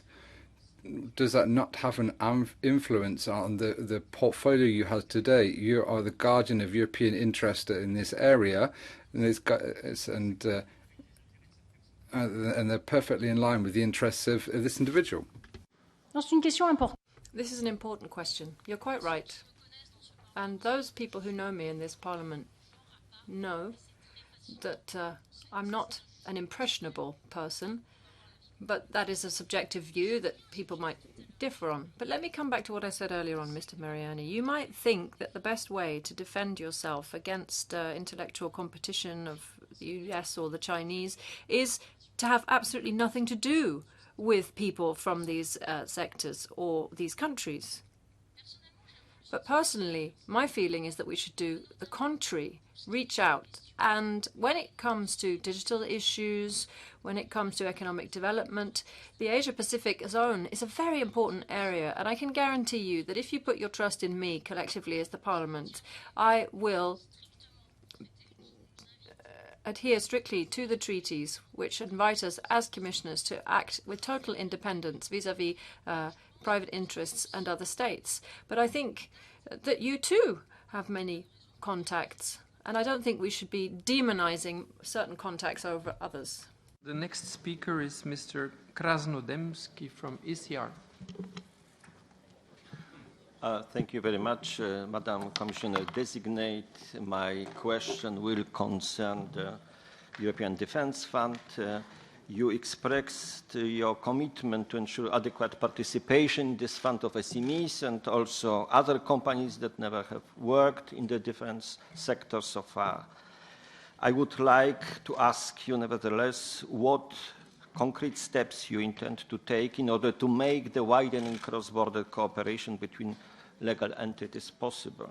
How to ensure that the main beneficiaries of EDF are not just a few, the largest international defense companies that have been involved in international cooperation for years. So what is concrete, what you see in order to ensure this, that it will be really a change in the defense industrial policy? Thank you. Thank you. Thank you. Madame Goulard. Le fonds a justement pour objet... Le fonds a justement... Well, the goal of the fund is to produce change because it'll be the first time, and I'm talking about the fund as it was designed, negotiated by yourselves, came from Mrs. Biengowska, so that makes me freer to defend it. Well, this fund aims to foster and encourage international cooperation, and the conditions imposed for it to provide credit are conditions that will by definition require cooperation, because there'll have to be at least 3 businesses from 3 different countries for a project to be approved. At least 3, so there may well be more than that. So that will create a certain dynamic that will provide financial carrots for people to work together. It's not going to be something that takes place from one day to the next. There are going to need to be competences there, and there are going to be concerns as to how startups and SMEs are involved. I mean, so that we don't even know how that's going to work. But the main condition, the principal condition, is for several countries to be involved, and the Commission will decide on that collectively.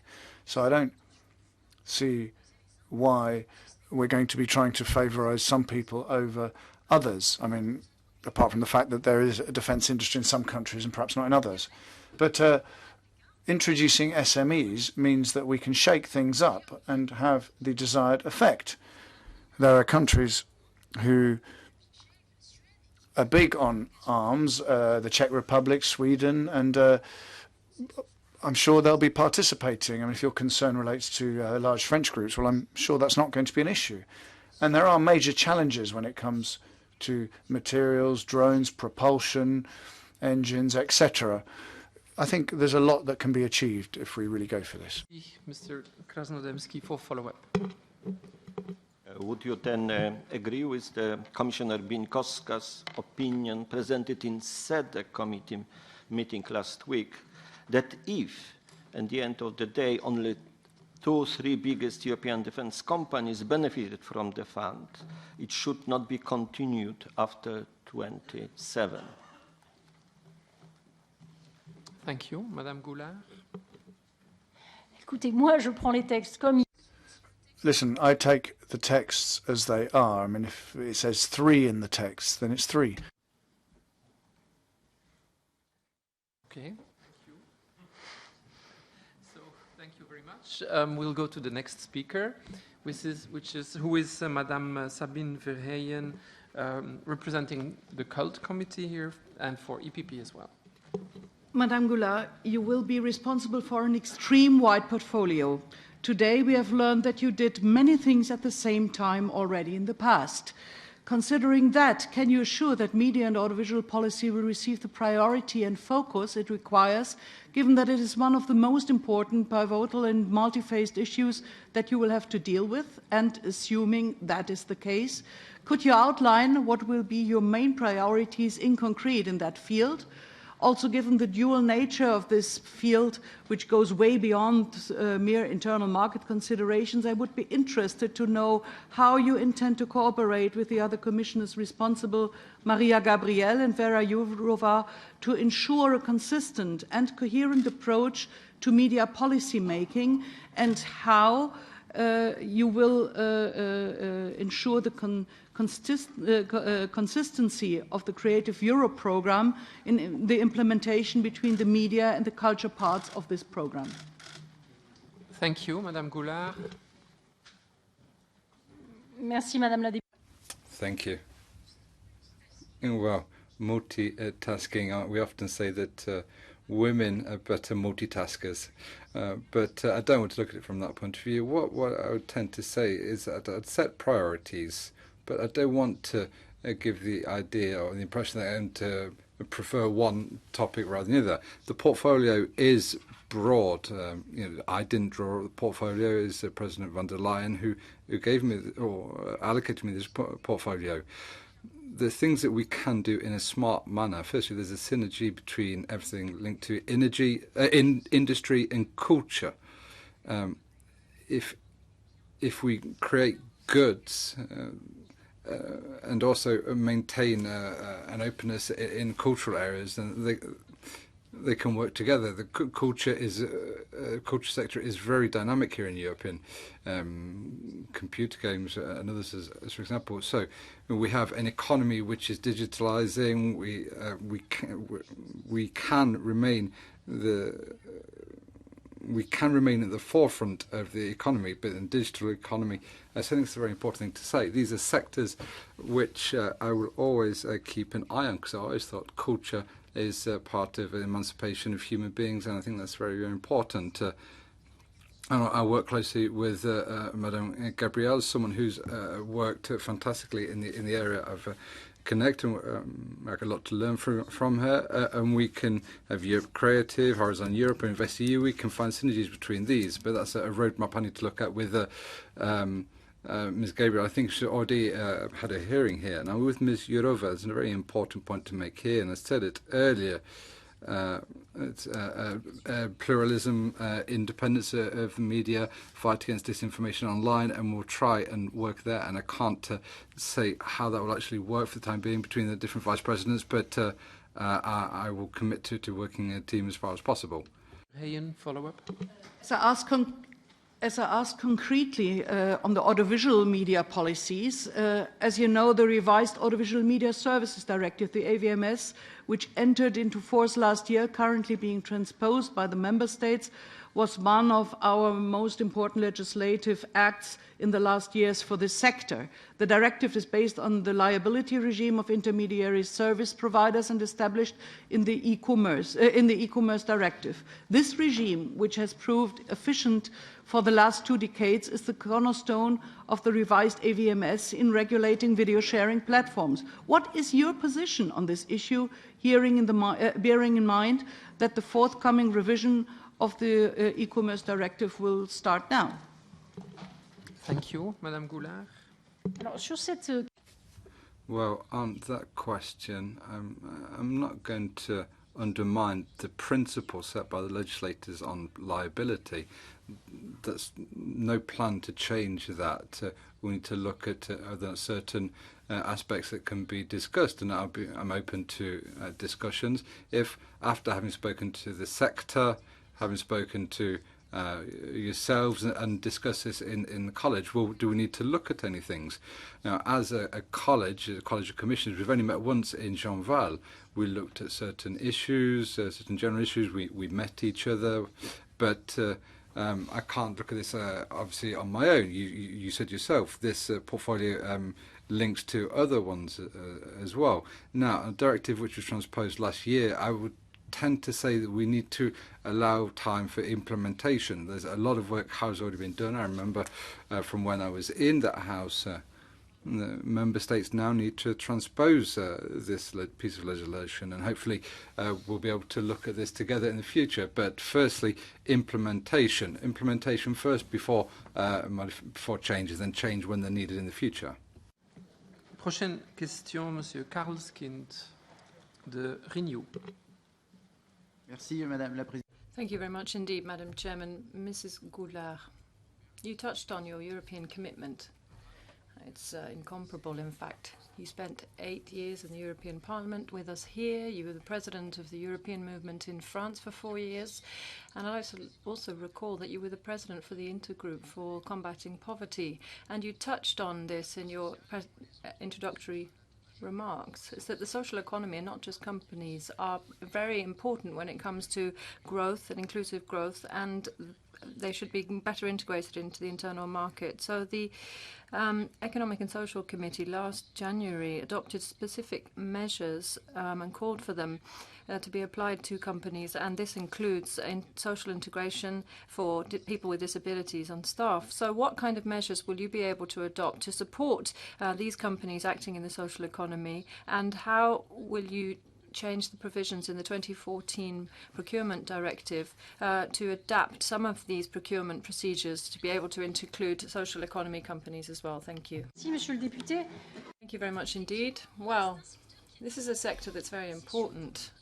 In particular, when I was elected, I realized this, because when you go out into the field, the social economy is the economy that offers jobs to people who, for reasons of difficulties they've had in life, or for reasons of remoteness from the big cities, have difficulties getting jobs in the most competitive companies where the bar is set very high. So I think this is a very important social tool, as you said. There's this whole integration aspect, and then there's the idea of trying to improve the bedrock of society, you know, being closer to people at grassroots level and so on. And you really get a sense of this when you go out into the field. So these are 2 million companies. They're important in number. Then you've got the green sector as well, which is absolutely vital for this commission. There are lots of initiatives in the field that have been taken to improve mobility, to reduce the consumption of certain products, to pool resources and so on. So this is very interesting, I think. But I have to say that at this stage, I've looked into this a bit,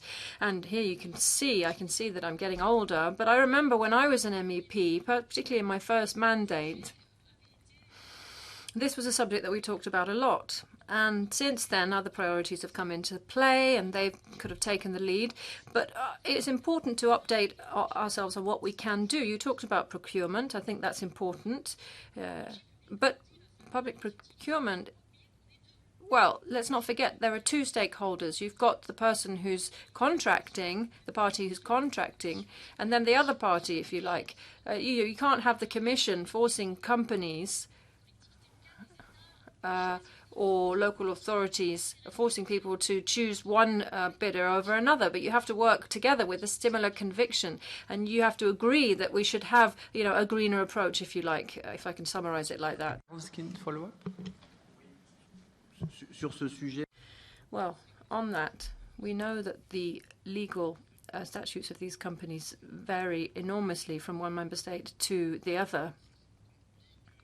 And that means that it's a little bit difficult when it comes to freedom of establishment and so on, and mobility. So would you envisage then the possibility of improving the mobility there and trying to reduce the disparities across the member states in terms of the statute of these companies to improve their free movement? Si cela a du sens. Well, yes, if that makes sense, then I'd be happy to look into it. The way I remember it, we're often talking in these cases about companies that are very local in the way they contribute, and they can contribute to cohesion at local level. There might be countries where there's less of a sense of abandonment for some people and so on. I'm not sure if it's 100% relevant right now, but maybe we could think about creating European foundations where you have cross-border donations, which are a possibility. I think Nicolas Baer is leading that work. So you can have foundations able to work in different countries, and they can work in the non-profit sector across the borders. once again, let me just say, this is something that we're just thinking about now. And as Commissioner, I think it's important to work with the services and offer leadership. And I can assure you that this is going to be one of my important points of leadership and my guidelines. But when it comes to the details with regard to legal structure, financing, statutes and so on the legal side, there will be other programs that will help. Thank you. Zullo from, well, non-inscrit. Mr. Zullo. Grazie. Thank you, Commissioner Designate. I would like to go back to some of the ideas that you've brought up several times today already, particularly one of the objectives, which is to have a carbon neutral continent by 2050. So ensuring that no greenhouse gases are emitted at all. And also on the basis of the previous mandate, what we discussed in this committee, I think that if we're going to move towards a transition that focuses on the circular economy, first and foremost, we have to ensure the sustainability of and durability of products. Everyone's aware now that cars and domestic objects last less and less long, and we know that this is not sustainable in economic terms, but also in ethical terms. So how do you see this in the context of having longer lifespans for products?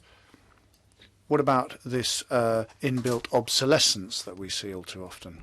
Thank you, Mr. Zullo. Madame Goulard. Onorevole, grazie. Mi fa piacere. Thank you very much, and it's great to hear some Italian, because there aren't all that many Italians who are going to get the floor today. Well, on sustainability and the lifespan of products, well, there is a genuine ambition here.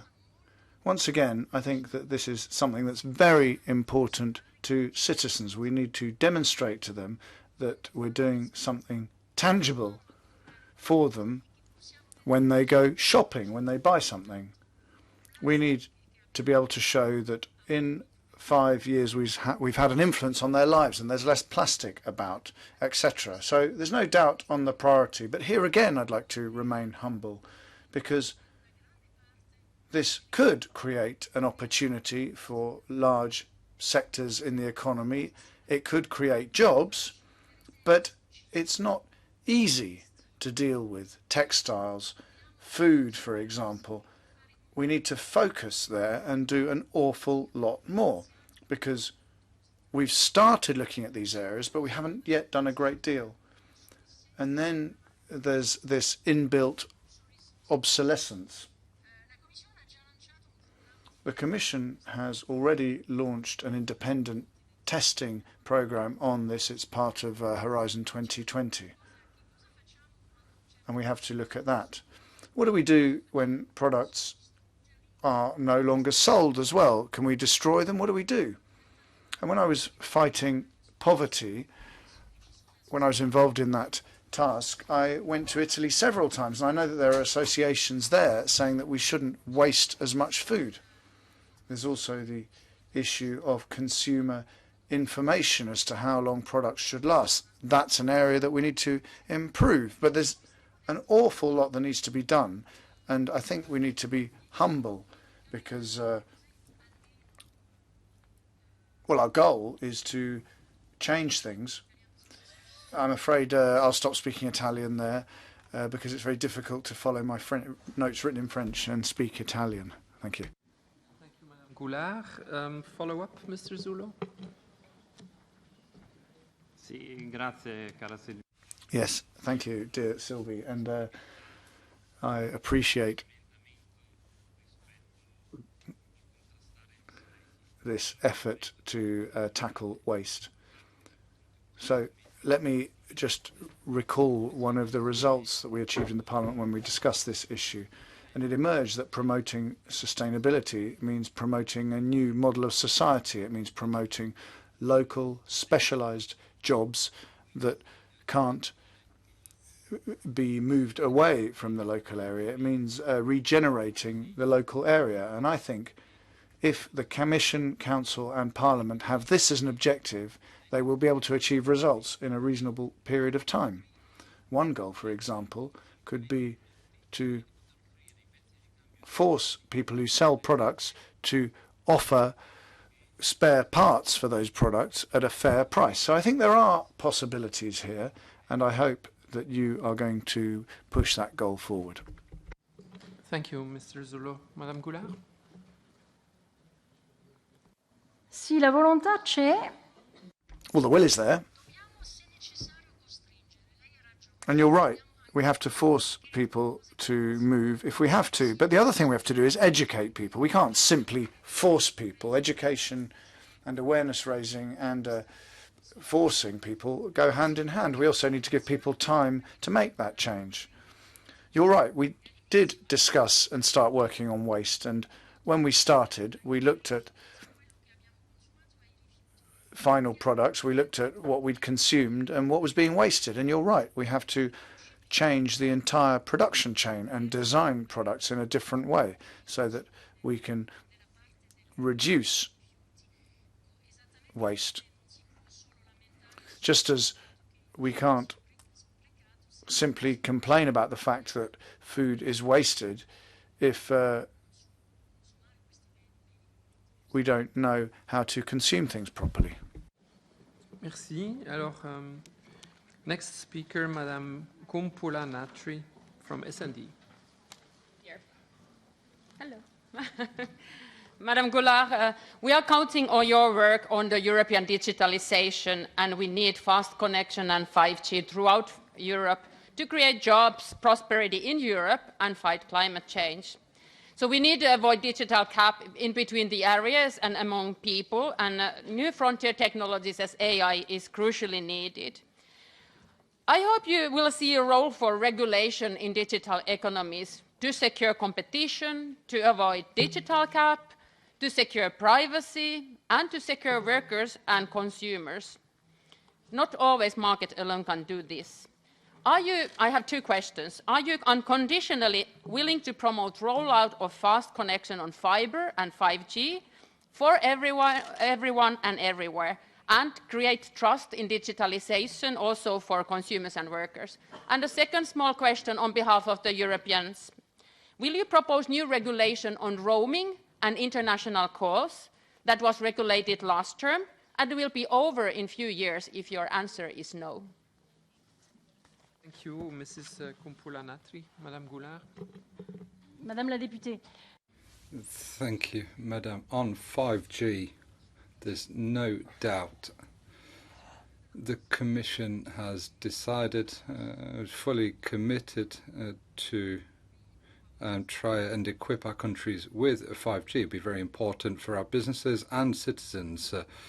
This needs to be done in accordance with all the necessary public health rules, and everything needs to be evaluated. But digital divide is still an important issue. If you live in areas that are further out geographically, we feel we're geographically isolated, but the internet service can also lead to a feeling of isolation. 60% of European households in the past few years had a high-speed internet connection, and so that's not enough. You know, it's difficult to roll this out at times, but we do need to achieve this. European approach will be based on the code for investment in this area, obviously taking into account competition rules as well. There will be funding. 3 billion is already made available for Connecting Europe facility to ensure coverage of the key socioeconomic actors, schools, hospitals, etc., and also around the internet interconnectivity corridors, which are very important. I also found out about this initiative about mayors offering free Wi-Fi. There's specific support from the European Union. That's a good initiative as well. Now, on international charges, I think everything that we've done with roaming in Europe has been appreciated as students, hauliers, moving people. So we need to, people really do appreciate it, so we need to look at what can be done. We'll take the necessary measures so that continues, we can all continue with the benefit of roaming. Now, for the time being, I do have to say I'll have to look at the issue in more detail before going back to you with a more specific response. For follow-up? Political commitment is, of course, most important at this phase. Dear Commissioner designated, you are proposed to lead 3 DGs, internal market, industry, SME, space, defense, digital. And we really need digitalization to take a good track in Europe. Because at the moment, we are losing in the most important sectors. If I read a figure of that less than 3% of the applications, devices, equipment, enterprise applications and platform systems are created by Europeans, that will benefit our jobs and our well-being also as a form of taxes and so on. So I ask if you share the worry and a very concrete, how many days of your week, which is only maybe 7 or 5 days, depends your working hours, are you going to spend on DG Connect? How many on DG Space and how many in DG Grow? Madame Goulard.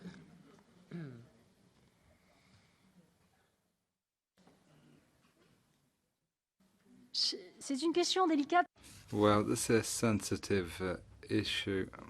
Again, this portfolio may seem huge, but there's obviously 2 DGs and another one that we need to set up. So we've got, there's not 3 DGs yet. Now, what's clear is that you've said it yourselves. With digitization, we run the risk here in Europe to be left behind by other countries. Digital, obviously, that needs a lot of attention. I can't give you a specific proportion here today. It would just be an abstract answer.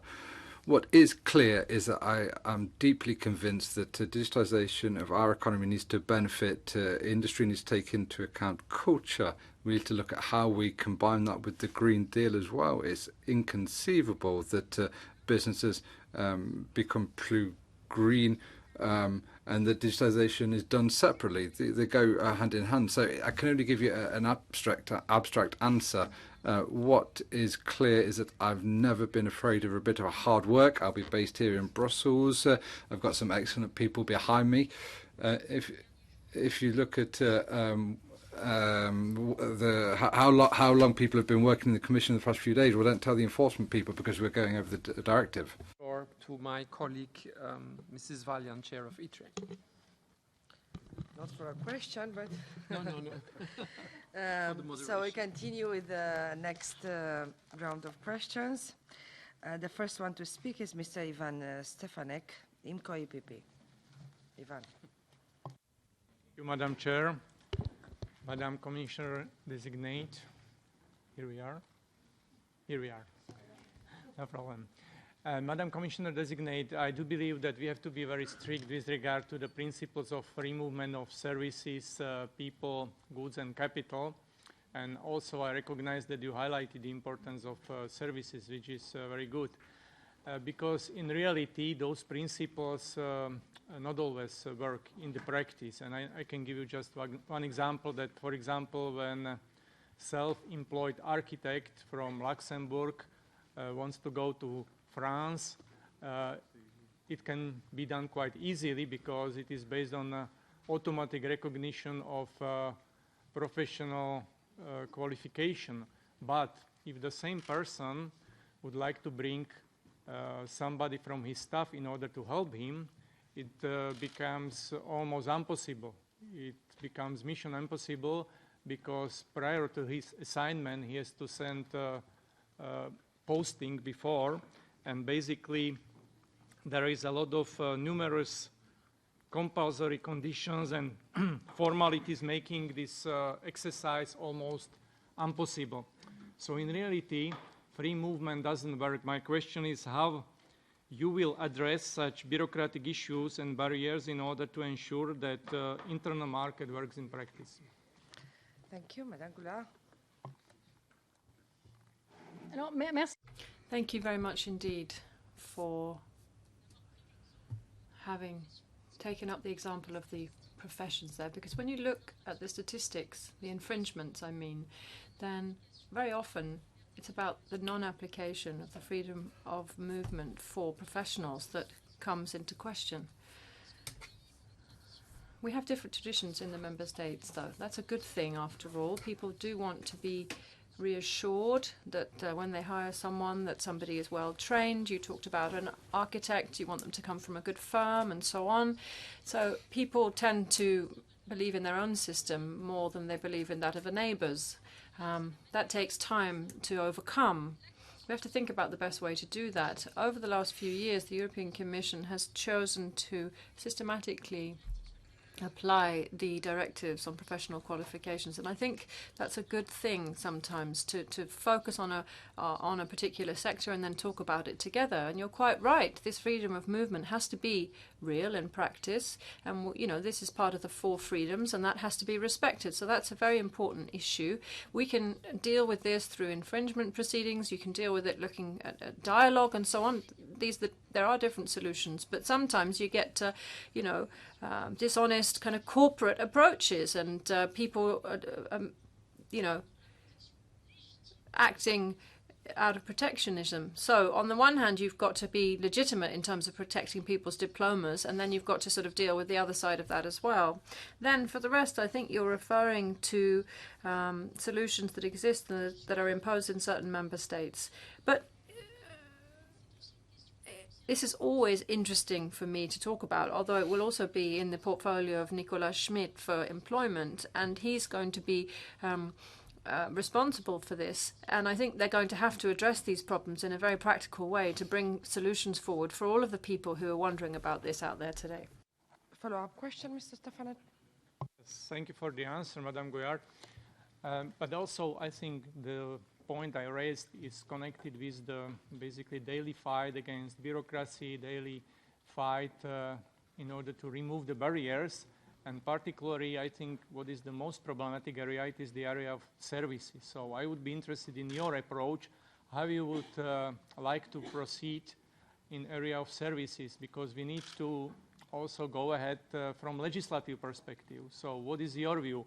Would you like to reopen service directive, for example, or would you like to prefer the way of service notification? Madame Goulard.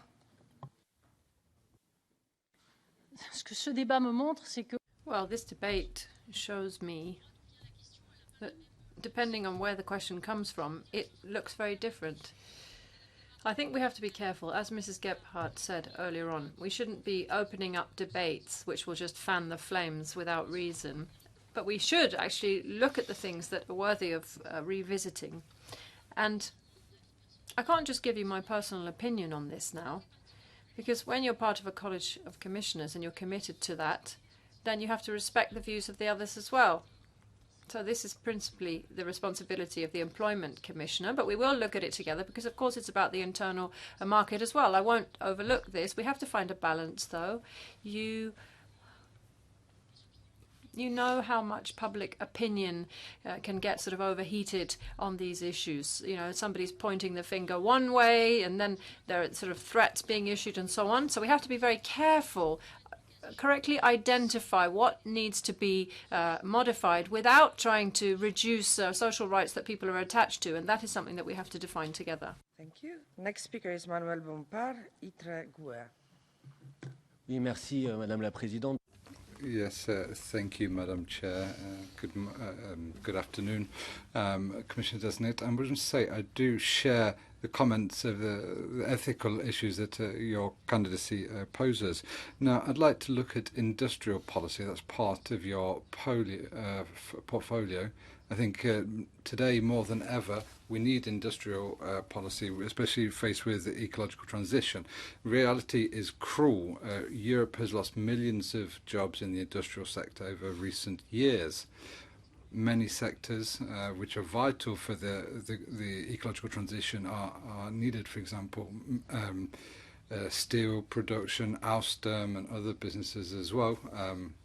these businesses which have either been sold or at risk of being sold. Now, in your written responses, you said you are attached to this idea of an industrial strategy.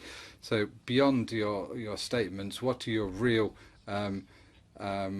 aims for industrial strategy? Do you think we should have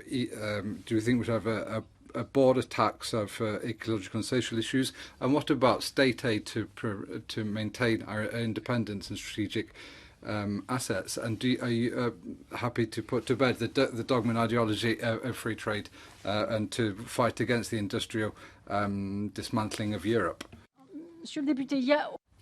Yes, there's no doubt on industrial strategy. That will be one of the priorities of this Commission, and if you confirm my position, it will be a priority for me as well. Now, why do I say that?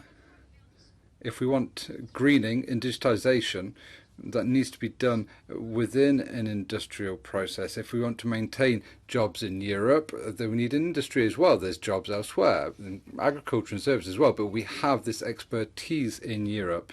We have a culture, an industrial culture, which should be maintained. How do we do that? Social and environmental tax, President van der Leyen has spoken about that. It's been a taboo subject for a long time, but now it's something we need to look at. We need to look at that in light of the fact that value chains have import and export outside of Europe. The Americans are starting to realize this now. If you put a tax at the border and then you have a value chain which goes over the border, then it has a significant impact. So nothing is taboo, it's not a taboo subject anymore, but we need to look at what is compatible with WTO rules. In the current context, will the WTO continue in its current state of dysfunctionment? I don't know.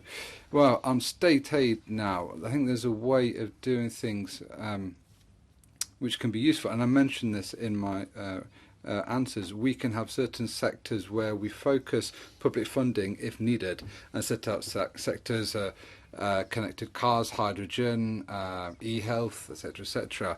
We need to regroup our measures, our means there, and we should work hand in hand with the private sector as well. Now, do we do that by modifying rules on state aid so that we allow public authorities to help any business and under any situation? I think that goes too far.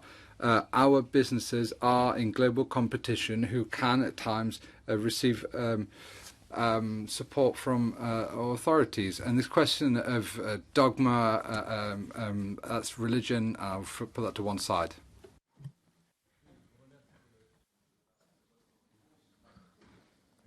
Là, c'est bon. Je vous remercie de... Well, thank you for your reply.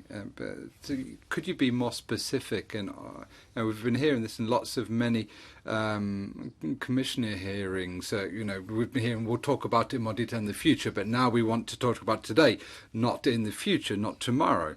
Now, obviously, dogma is something that comes from religion, but the question was, are we going to continue in an international environment, and whether it's the US or China, who have very specific industrial strategies, and we in Europe, we say we're going to do nothing because we have this principle of free trade, and this leading to the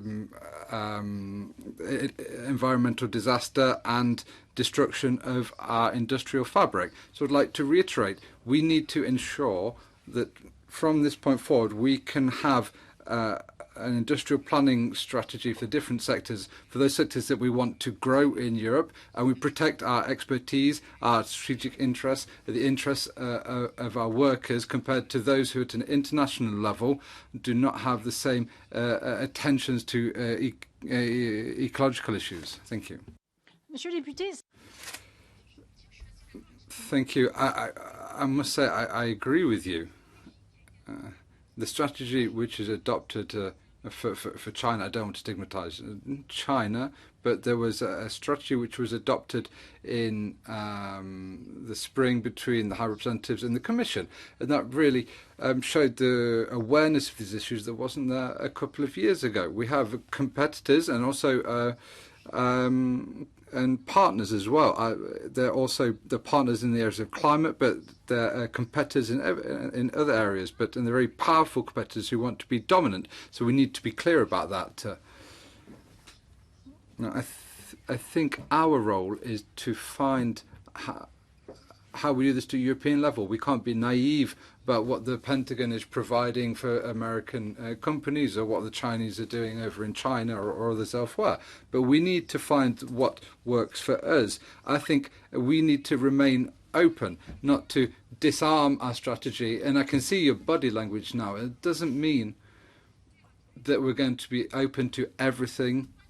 And so open, but armed. Thank you very much. Now, Madam Kammerevert, called Sandy. Well, yes, thank you very much. I want to go back to the question that my colleague, Mrs. Verleyen, asked, because I don't think your response was satisfactory. The audiovisual sector really covers many sectors, cinema, video, etc. And I think it really makes a significant economic and social contribution to Europe. There's a cultural dimension, therefore, to your portfolio. Now, in your written answers, you only mention audio-visual media once on page 20, and that only relates to implementing European law and ensuring that member states do the right thing. That's obviously something that we want. But I think, nevertheless, you should have some idea as to which direction we should go in. So when it comes to the Digital Service Act, how are you going to protect or look at the diversity, continue to promote the diversity of media? And how do you think that the media program that you're responsible for will be used? Thank you. Merci beaucoup, Madame. Thank you very much for that question. And I'm grateful that we can go back to this subject, because I don't want to have given the impression that culture is not something I'm interested in itself. And cultural diversity as well. I mean, what is Europe, essentially? Europe is a lot of diversity in a small area, and it's the possibility to have this creation which feeds off various influences in this relatively small area and where we mutually support each other. So the influence of culture, I would be the last person to deny that. We've got limited space when it comes to answering the questions. As you're aware, there are questions going in all directions, but I didn't absolutely want to give the impression that I'm not interested in that. The audiovisual sector faces the digital transformation like other sectors, but there are specific issues, rights, platforms, the diversity of what's available, remuneration, and there are various complex things that have been established during recent years. But I am going to be defending diversity, certainly. Now, the media programme comes under Creative Europe. I think it is considered a success. It takes over half the budget. And the industries and the various sectors work together. We support many films. When you go to the cinema, I'm always very struck by the list of towns that shows that we fight hard to ensure that culture doesn't only end up in capital cities, but also in many towns. There are all sorts of co-productions going on, and that means support, for example, for television series. Films that have been supported by us have had international prizes, and we're certainly not going to be touching those successful programs. How can we work better now on the Creative Europe and media aspect? Well, it's true that it's cut into two parts at the moment. You've got the DG that will be mine and that which will belong to Maria Gabriel, but we're going to be working together. Her experience will be very precious to me if I become commissioner, because I know she's worked closely with you on this, so I hope we will be able to move forward. Yes, follow-up question, Madame Kammerevert. Ja, vielen herzlichen. Well, yes, thank you very much for the answer. But you didn't really answer my question, because I asked which specific measures and ideas do you have in order to include and foster the audiovisual sector, and also to ensure that we can act as a counterweight to American players who are real heavyweights in this sector? I haven't actually heard any answer. So please, can you be a bit clearer, a bit more tangible? Do you have ideas here? Because you've often said, well, we'll have to discuss that. But perhaps you have an idea as to which direction we should be moving in. Madame Goulard. Merci. Thank you. Let me try and be a bit blunter, perhaps, in what I say. Preserving cultural diversity of small players vis-à-vis large players who come from other parts of the world and who perhaps have greater financial resources. Well, in principle, I fully agree with you. There's no doubt we will be fighting for diversity. But as you say yourself, there's a great deal of competition at the moment. I take the world as it is. I take the situation of Europe as it is. And this is a sector that I haven't had to deal with so far. And so what I don't want to say is that when I turn up, we'll stop American businesses moving into our market. I can't say that. There are various things that we want to achieve, but I don't want to say that I have a solution for all the problems we face. I don't want to seem arrogant in that way. Thank you. Next speaker is Mr. Sparentak, IMCO and Greens. It's Mrs. I'm sorry. Mrs. It's IMCO committee, that's why I didn't get to know you yet. So, Mrs. Kim Sparentak. Thank you. And thank you for your answers so far. I'm here. President-elect von der Leyen has pledged to decarbonize the energy-intensive industries. And enabling industry to become climate neutral by 2050 will be a challenge, but also a great opportunity to ensure EU leadership on circular, climate-friendly and safe products and technologies.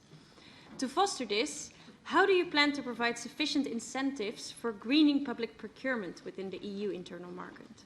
And do you intend to review the Public Procurement Directive? And do you commit to new measures to further sustainable and fair supply chains through systematic use of environmental, social and fair trade award criteria in public procurement criteria? Madame Goulard. Oui, c'est la direction. Yes, that's the direction that we want to move in. Absolutely. And I think if there is one message that I want to convey today, if you put your trust in me, then that is that this Commission is focusing heavily on greening to make sure that it actually is mainstreamed into the toolboxes that we have. Public procurement accounts for 14% of money spent in Europe, which means we have a lot of leverage there. That means we have to go for this. And then when you're a local elected representative or the person making the choice, then I'm not going to say that the price isn't important. Sometimes people, are scrutinized by their voters and accused of wasting public money because they introduce criteria which weren't wholly focusing on cost. That's how things work, but we are trying to change everything we can in that area, and that's why I talked about the social economy. It's not just about saying we should have greening wrapping around our procedures, no, but everyone in society working in a different way, in a social way or an environmental way, but also in promoting gender equality, in promoting certain behaviors and so on. All of these things are things that we want to introduce and roll out. And if we can do that through public procurement, then that would be good. Environmental criteria and social criteria already exist. A number of decision makers can make use of those criteria. I think we have programs as well which consist in training for people who take these decisions. That could be a useful tool, I think, to slowly spread the idea on this. And I think that's one of the tools that we certainly need to implement as well. Question? Taking into account the resource constraints and the need to reduce the environmental footprint of the EU's total production and consumption, what new legislative measures and financing instruments do you propose to strengthen the circular economy in the internal market? And do you commit to setting an EU resource efficiency target, including concrete indicators to be monitored as part of the European semester? Madame Goulard. Des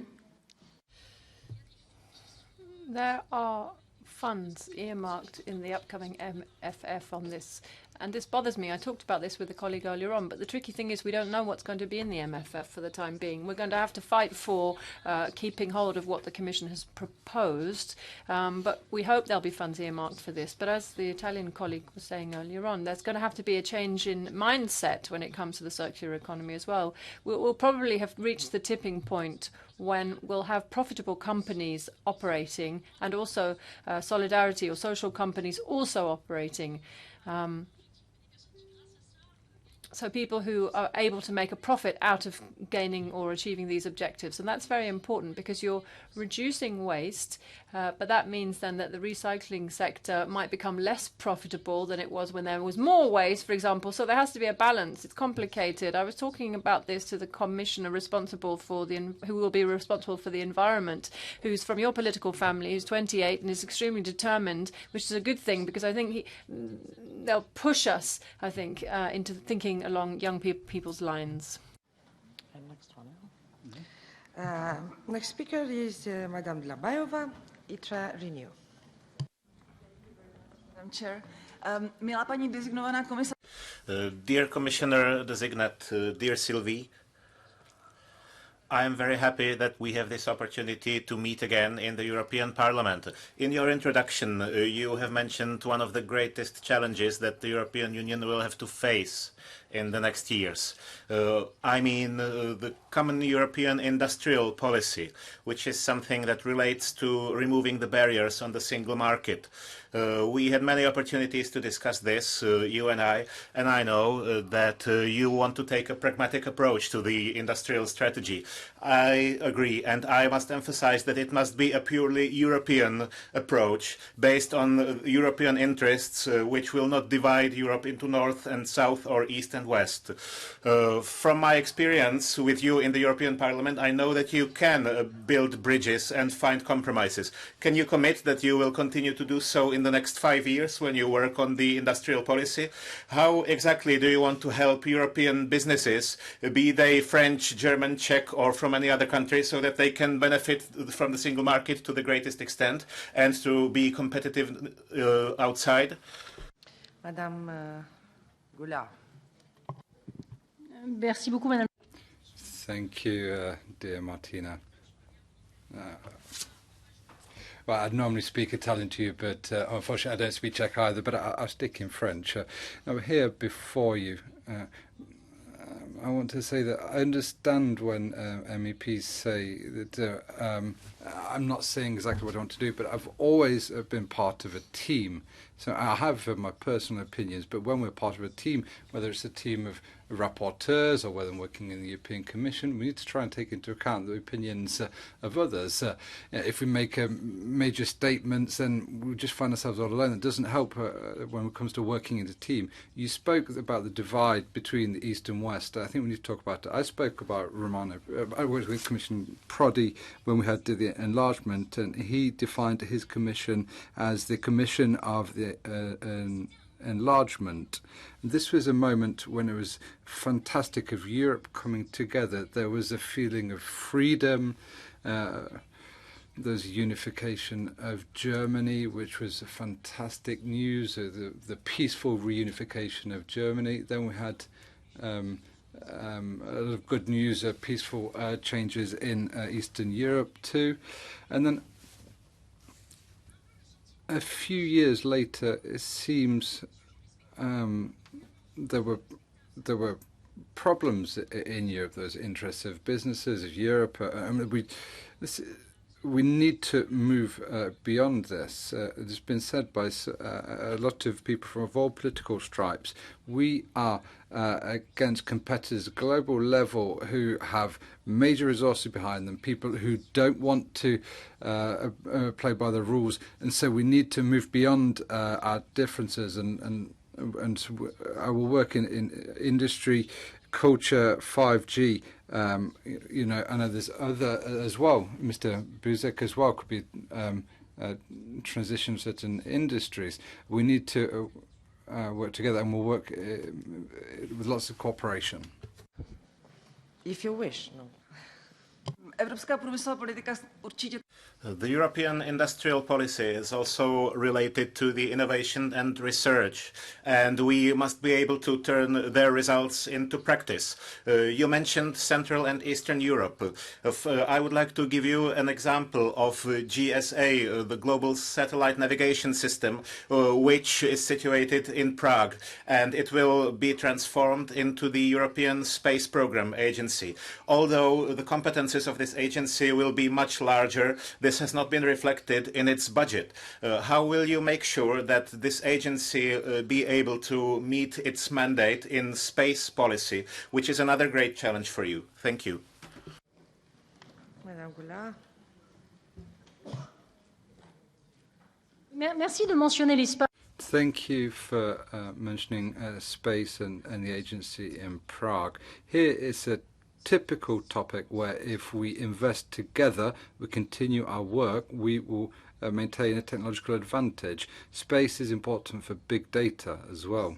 It's important for access to a range of data. It's something we use with our smartphones every day. Farmers looking at the weather forecast and deciding when to plant their crops. It's extremely important. What can we do in terms of budget? Well, again, that depends on the MFF. I'm sorry to say that once again, but I will fight to ensure that we have a sufficient budget. Now, things can be complicated in space as well. We have a space agency. We have European Space Agents in Paris, which is an international organisation. Then there'll be a space agency of the European Union, and we need to work together. There could be certain member states will be part of one, but not of the other. So it could be difficult, but I will ensure that that agency has the necessary funding. Okay, now the last speaker is Christian Eller, ITRE coordinator in EPP. Madame Goulard, you will have 3 important key DGs under your responsibility: DG Connect, Grow, the new DG Defense. I mean, without any irony, that would need a female Hercules. It's unprecedented. We never even touched today 5G development, artificial intelligence, EU industry strategy, the action plan for the military mobility, cybersecurity, not to speak about managing full parts of Horizon Europe, Digital Europe program, Galileo, Copernicus, COSME, European Defence Fund, the support for the Just Transition Fund. I mean, in all honesty, don't you think that the allegations you might face might be an unbearable burden for you to manage all that? Do you foresee that there will be a time-consuming part of you being part of a judicial procedure, and at the same time you have to deal with all this complexity? And these legal allegations you are facing could terminate besides you, and I really hope that this is not true, and I would even try to believe that. But wouldn't you think that contaminates all these important projects, the cornerstone of European policy? These questions hadn't raised just by us. It had been raised in the public. It was driving the public perception and not policies. And I think that is something you would have to answer. Madame Goulard. Merci, Monsieur le Député. Encore une fois. Well, thank you. There are several questions that have been along those lines, and that's fully legitimate. You're here to check whether the person who's sitting in front of you will be able to fulfill the tasks with which they've been confided. I'm not going to pretend that I'm some kind of superwoman. I just think that you should give people an opportunity. This portfolio was designed by Mrs. von der Leyen.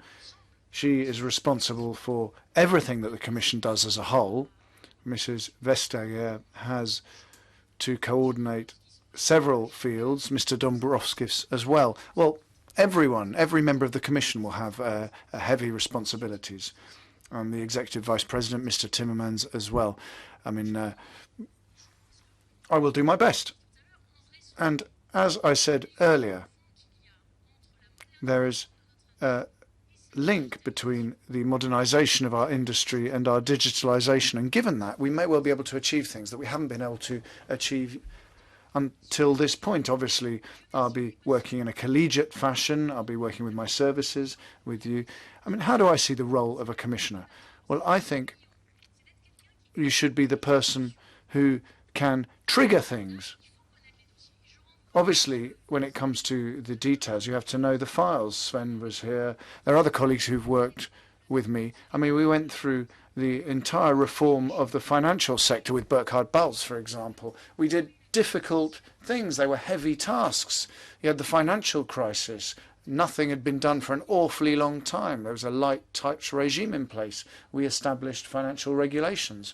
I'll do my best. I can't promise that I'm better than anyone else, but I will do my best to use my skills. Let me conclude by saying one thing that I learnt from a great German woman, Wir schaffen das. We can do it. Zeller, a follow-up question. No, thank you.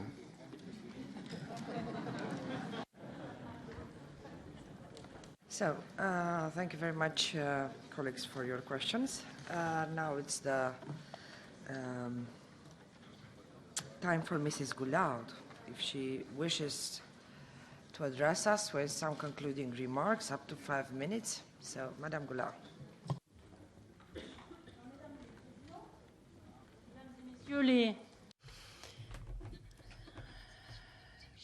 Madam Chairman, ladies and gentlemen, and of course all of the people who are still with us, who may still be with us beyond this room, I wanted to make 3 comments with regard to this exchange. First of all, these hearings are a very good democratic exercise.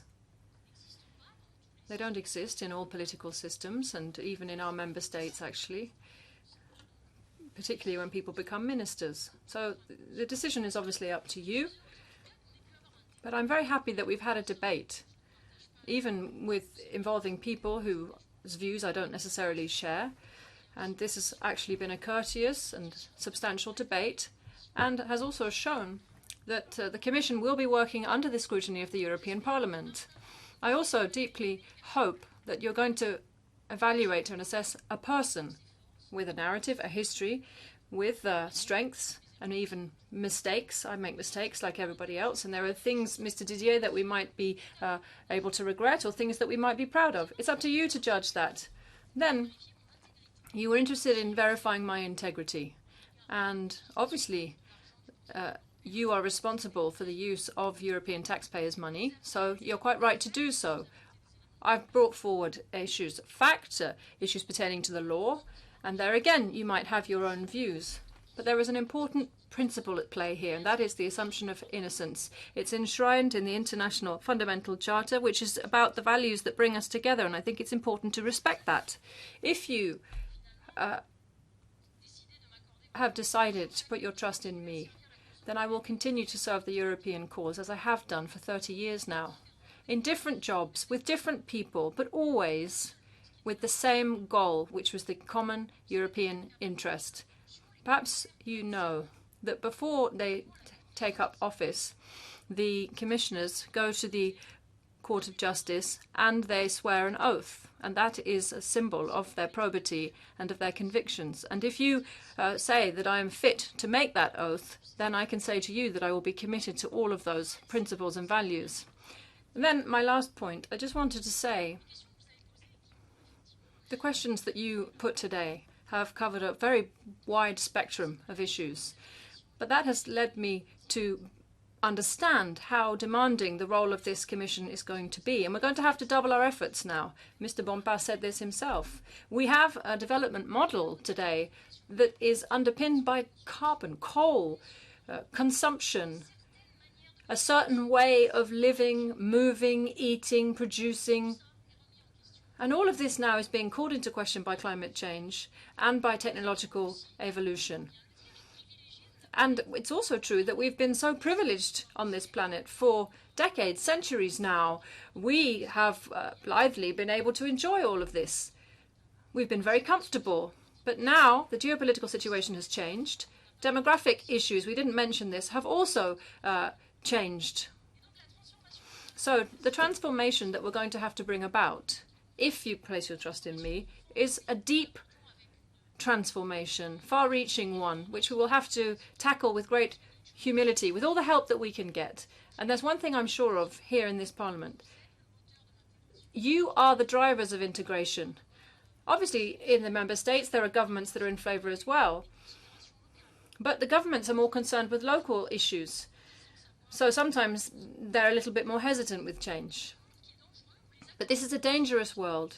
International agreements are being called into question. For example, the accords on the environment, the agreement with Iran. There's a world which is perhaps less cooperative today, which will be much more dangerous in the future than it was recently in the past. So we have to be realistic, roll up our sleeves, and as a European, I've always tried to reach out across borders across parties, borders across between countries, the borders mentally between the East and the West and the North and the South, all of the things that have been dragging us down over the last few years. This I will continue with. And my vision for Europe is not just a group of people on one side against another group of people on the other side. No, people who are building bridges between the groups, talking to each other. It's about dialogue, listening, and making compromises. Europe is about saying, I'm not going to win 100%, because together we will win together in a better way than we would if we were on our own. And Jean Monnet said, if we bring together people, we will bring together the states. And in the von der Leyen Commission, of course, we'll be bringing together men and women. And I hope you'll be able to place your trust in me. Thank you very much for this exchange.